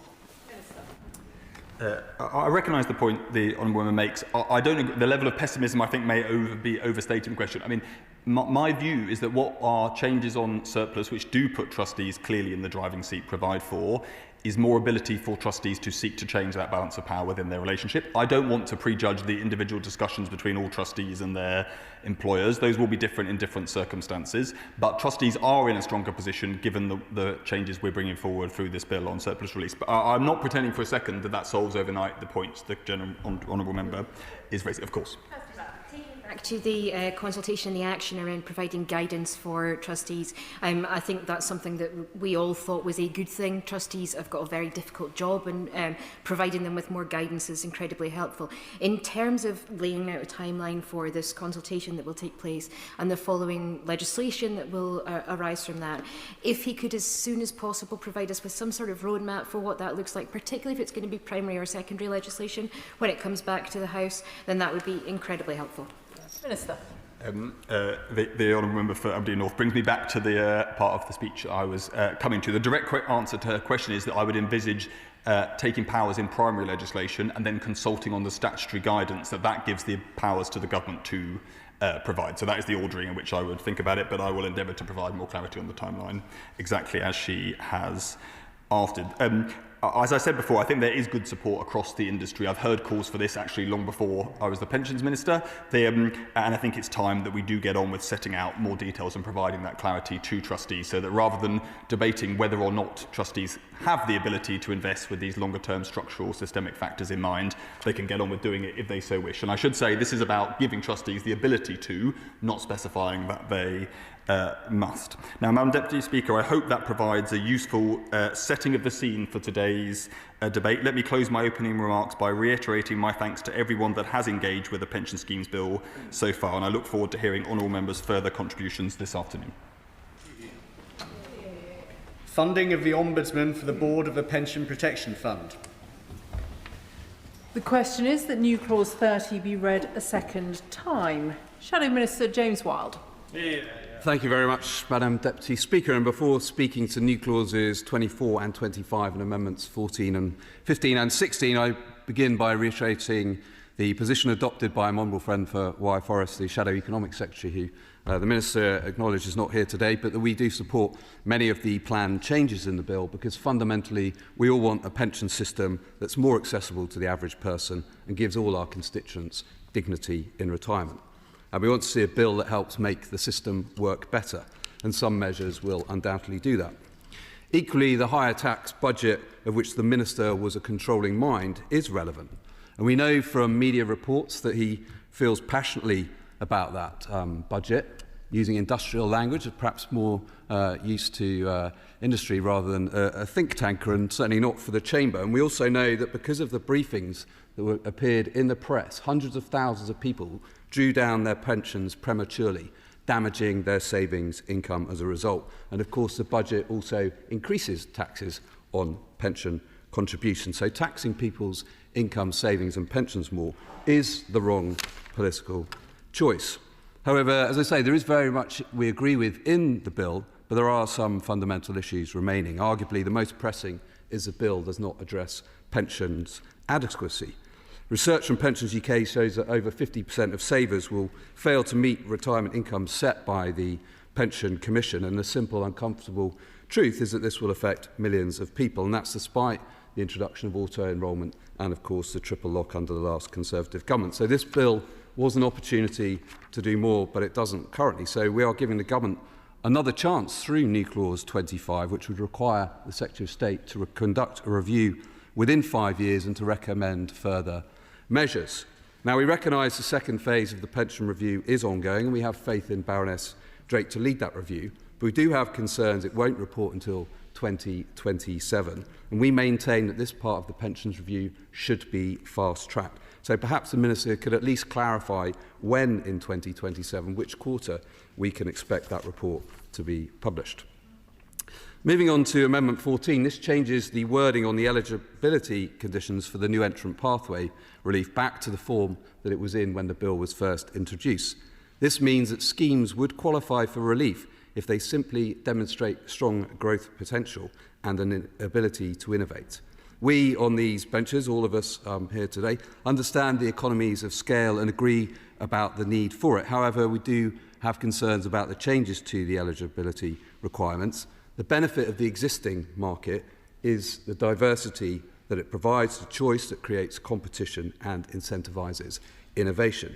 As it stands, though, measures in the bill will disadvantage niche or boutique funds. Specifically, if the amendment as made at committee is enacted, existing companies that previously qualified for the pathway will now be excluded. And we can take the example of Penfold. Having launched its workplace pension in 2022, it's grown quickly to over £1 billion of assets under management, tripling the rate since the start of 2024. Even with this trajectory, the timing of the scale test gives insufficient time to reach the £10 billion threshold for the transition pathway. Therefore, we agree with the CEO of Penfold when he said, "The original drafting created the scale everyone agrees is vital, while still leaving room for challenges to innovate without the threat of a hard-scale deadline that deters private sector investment." He is right, these are exactly the type of businesses that the government should be supporting. Coming to the issue of indexation to pre-1997 pensionable service, we all want pensioners to have dignity and requirement. However, when people have done the right thing and put money in their pension, but it is not followed through, that does not give pensioners the dignity they deserve. It's also the case that issues around the pre-1997 indexation is time-sensitive, like the infected blood scandal. And the longer the can is kicked down the road, the smaller the problem will sadly become. Therefore, we broadly welcome the commitment the Minister has given to taking primary powers and government new clauses 31, 32 and 33, as our new clause 24 was seeking to achieve a similar outcome as the government. However, we do pay tribute to the lobbying from groups like Pension Action Group and the Deprived Pensioners Association, and the Shadow Economic Secretary wanted to acknowledge my honourable friend for Herne Bay Sandwich for his continued representations on this issue. And the Minister has already been pressed by a number of members about the concerns from organisations such as the SO Pensioners Working Group, who want to understand further how the government will ensure that these groups are not forgotten. The final issue I want to turn to, Madam Deputy Speaker, is the part of the bill we have our most fundamental disagreement with, namely mandation. Amendment 15 would prevent the use of the reserved mandation powers until the government produces a report on the reasons why the powers are needed, the effect of the use of such powers, and resolves any issues raised in that report. It simply asks the government to undertake an analysis of the barriers pension funds are facing, rather than rushing to use mandation is perfectly reasonable. And Amendment 16 would remove the power altogether. So let's be in no doubt this is a bad policy. First, it goes against the fiduciary duty of trustees to act in the best interests of savers. As the Minister has said many times, better returns for members are what is most important, and we agree with that. So how does forcing pension funds to invest into what the government wants them to invest in guarantee the best return for those members? Governments, particularly, but not uniquely this one, don't always know best. And it certainly doesn't know better than the professionals. Secondly, currently trustees and fund managers bear a legal responsibility to protect and grow these savings. If mandated investments fail, who would be accountable for the losses? And thirdly, this measure risks politicising the process. The role of trustees is to secure the best return for members, not follow political whims. This is taxpayers' hard-earned savings, not the government's. And the government's already secured a commitment from industry to invest more into the UK, which we would support through the Mansion House Accord. But you only have to look at comments from the ABI, the Pension Management Institute, Aviva, the Society for the Pensions Professionals, and many others to see they oppose this mandation power. Industry doesn't agree with the approach the government's taken, and neither do we, which is why in committee we voted against these powers and why we intend to move our amendments today. To conclude, Madam Deputy Speaker, there is much agreement on the bill. However, there are important issues still to be addressed, especially around that reserve mandation power. It's fundamentally wrong, and I urge the Minister to listen to industry and to back our amendments. Thank you. Dame Neil Griffith. Thank you very much indeed, Madam Deputy Speaker. And I rise to speak to my amendment, which is number new clause 22 on the order paper. Now, there's a group of pensioners who've worked hard for very prestigious companies. These companies have grown rich and successful on the backs of the work that these pensioners have done. They are companies which have good reputations. People think of them as being honourable. They think of them as being successful. And many, many of us will have a computer with HP on it. And so companies like Hewlett-Packard Enterprises, 3Ms, and a number of other companies that people have mentioned already, and I'll come back to them in a moment. These companies have treated pensioners very shabbily indeed, because they're refusing to index link the pensions of former employees that were accrued before 1997. In other words, people who worked hard to help build up the success of these companies have had no increase for as long as 23 years. Just imagine how much less you can buy with that pension compared to 23 years ago. The cost of living crisis over the past few years has exacerbated their problems, eroding their pensions at a frightening rate. What's absolutely terrifying for many of these pensioners is how on earth they're going to manage in the next few years. Now, in the new clause, we are asking for the index linking to take place from now on. So not retrospective on all the years when they've had no increases, much as that would be nice. This is not about some form of compensation for the past. It's about going forward, trying to future-proof these pensions so at least they maintain the value they have now. So it's not retrospective, it's how we want the companies to behave from now on in respect of their pension funds, just as any other legislation would apply from now on. Now, when employees were recruited to these companies, they would have thought, oh, this is a good job, and oh, it's a good company, oh, it's got a pension scheme, and you would assume that any pension scheme worth its salt, particularly from a reputable company, would be index-linked. But sadly, these companies have found a loophole in the 1995 Pension Act because it refers to 1997 as the start date for its provisions.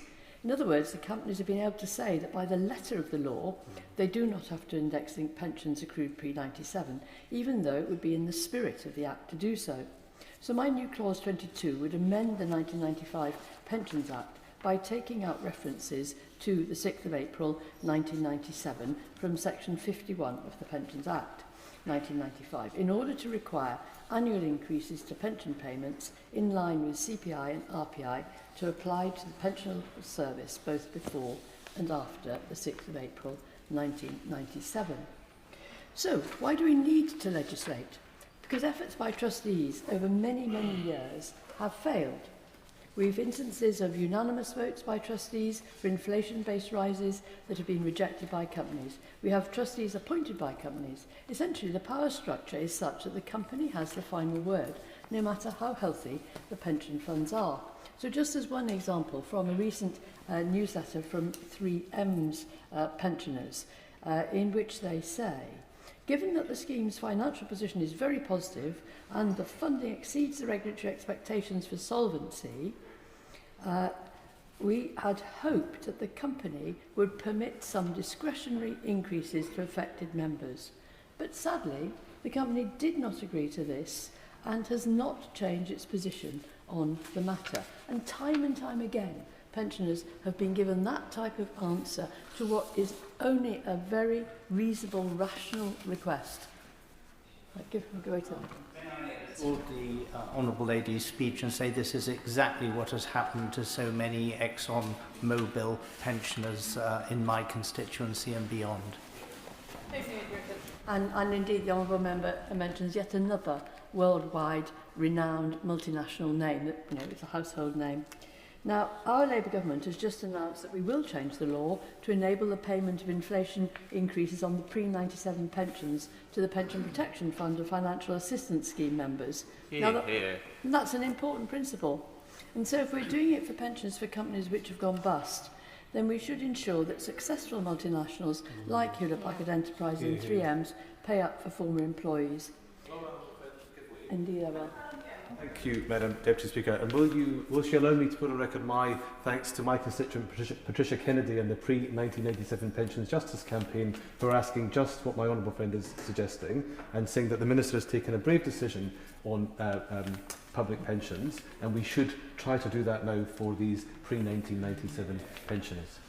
Dame Griffith. Well, indeed, I thank my honourable friend for making mention of Patricia Kennedy, who has been incredibly hard working over this and has really tried to put the facts and figures together. And just to give you an example of something that I was intending to quote a little later on, the number of companies that have reneged on giving out of index-linked pensions is extraordinary, really. Listen to this list. So we start with Goldman Sachs for 10 years, KPMG 15 years, Lloyd's Register 9 years, Johnson & Johnson 11, NCR Scotland 11, Chevron 13, 3M 16, Pfizer 16, AIG 18, American Express 20, Atos Sema 20, ST Microelectronics 21, Hewlett-Packard Enterprise 22, and Wood Group 23. Now, that is the number of years that these companies have not indexed pensions for. So you can imagine the loss in terms of the value of those pensions now. Indeed, I will. I'm terribly grateful to the Honourable Lady for giving way. She mentioned Atos, and I have several constituents who worked for that company who find themselves in precisely the situation that the Honourable Lady describes. Can I thank her for the speech that she's making? And on behalf of my constituents, hope that the front bench is listening to the suggestions that she's making. Thank you. Griffith. Now, as I said, it's an important principle on the PPF, and so if we're doing it for those pensioners, for the companies that have gone bust, we really should be doing it for the successful companies. And there is a bitter irony. Indeed, I will. She's being extremely generous with her interventions. Can I ask, so effectively the government acts as the trustee for the PPF, because, not legally, but that is effectively how they act, which is why they've been able to take this decision. Does she agree that if the government sees fit to use its role to increase PPF pensions, trustees of these companies should act just as the government has done to address this injustice? I thank my honourable friend for that. I mean, the problem is that many of the trustees are trying to do that. They are trying to get these increases, but the difficulty that they are encountering is that the power structure is such that the company has the last word. Sometimes it's trustees actually appointed by the company, sometimes it is as a unanimous decision, as I mentioned there with the 3M's trustees, but then rejected by the company. So we're seeing time and time again the efforts of these trustees totally decimated. So I was interested in what the Minister said in his opening speech about the new powers that are going to exist. And what we really want from the front bench is some support and some help to actually help these trustees to use the legislation that the Minister is referring to, i.e. part of this bill, and to try to actually make it work, because what we want to come out of, I'll certainly give away. Just reflecting on the excellent speech that my honourable friend is making, I should just add that the pensions regulator will be bringing forward guidance to provide exactly that kind of clarity to trustees about this issue. Well, I thank the Minister for that, but it is a matter of actual action and making sure it really happens. I think we're too, should we say, we're too used to regulators not really having the powers that they're supposed to have, or not being very effective in using them. So this really does need some action, and hopefully the Minister will help us to see how that could be done. And there really is this bitter irony that the Pension Protection Fund is actually funded by a levy on the very same companies that are refusing to index link their own pensioners' pensions. And obviously we know from lots of evidence the only way the companies will listen is through legislation. And they are multinationals, these companies, and in countries where there is a law, there is legislation, in fact they pay up. So they do respond if there is actually a law. Now, and as I've just been saying, saying the trustees have the powers is sadly very far removed from the reality. Trustees of various companies have asked repeatedly for indexation, and before handing over any surplus to the companies, they are going to be very wary, because they don't trust them at all, and they will want to have cast iron guarantees on indexation. So let's just have a look at the scale of the problem. 75% of the UK defined benefit schemes already provide pre-97 indexation. The remaining 25% represent approximately 1.5 million members, including some 734,000 pensioners, with 80% of all pensioners concentrated within just 200 large schemes with strong employers. And, as we've seen, the employer discretion has failed in practice, and many of these pensioners have had years and years of zero increases. So, New Clause 22 sets a statutory principle, i.e. that there should be indexation for them. The government can then design proportionate safeguards, so phasing in, exemptions, triggers, in order to protect genuinely weak schemes and to make sure that, as the Society of Pension Professionals says, that you don't push schemes into having to be picked up by the protection, the Pension Protection Fund. So really what we want on this is we want action. It's a small number of schemes, a manageable number, but we want the trustees really to be given the powers that can actually force those companies to make that indexation. So if the Minister is not minded to actually put this into the legislation, which is what we would want, then we do want to see some really concerted action and some genuine way forward. And if it proves that it doesn't work, that the opportunity to come back for secondary legislation and actually to put this into secondary legislation instead. Thank you very much indeed, Madam Deputy Speaker. Liberal Democrat spokesperson Steve Darling. Thank you, Madam Deputy Speaker. And if you are lucky in the lottery of life, your pension can be one of your biggest assets. But sadly, we know that there are set to be 12 million people across the United Kingdom who are not saving enough. That's around about the population of Belgium. And talking more broadly around this scheme, there is much to be welcomed with this scheme. I'm sure the Minister had his best birthday ever by spending it in the Bill Committee. I'm sure as a 14-year-old he dreamed of this day as a off the committee room holiday. But sadly I'm not joking. But thank you. So thank you for the audio description. But there is much to be welcomed, and the way that this rattled through at Bill Committee demonstrated that there is lots of good within this. However, as a constructive opposition and a critical friend, I'm going to be spending most of my time reflecting on where there could be improvement. And as Liberal Democrats, we still feel that there are opportunities of having, making sure that there's a midlife MOT on where you are as far as your opportunities of investment, and also a 5 years before retirement opportunity. And we think that could be strengthened significantly. I come from an area of sadness, actually, in respect of my own father, who saw the poverty of his father as a lorry driver and threw significant amounts of his income into his personal pension in just before the 1998 stock market crash, and saw the value of his investment actually become half of that of what he invested. And nobody would expect somebody who is a lorry driver to understand the full ins and outs of how to invest in the appropriate manner. And so I think reflecting that other people are living their own lives without necessarily understanding financial markets are really important. So further strengthening of this would be extremely welcome.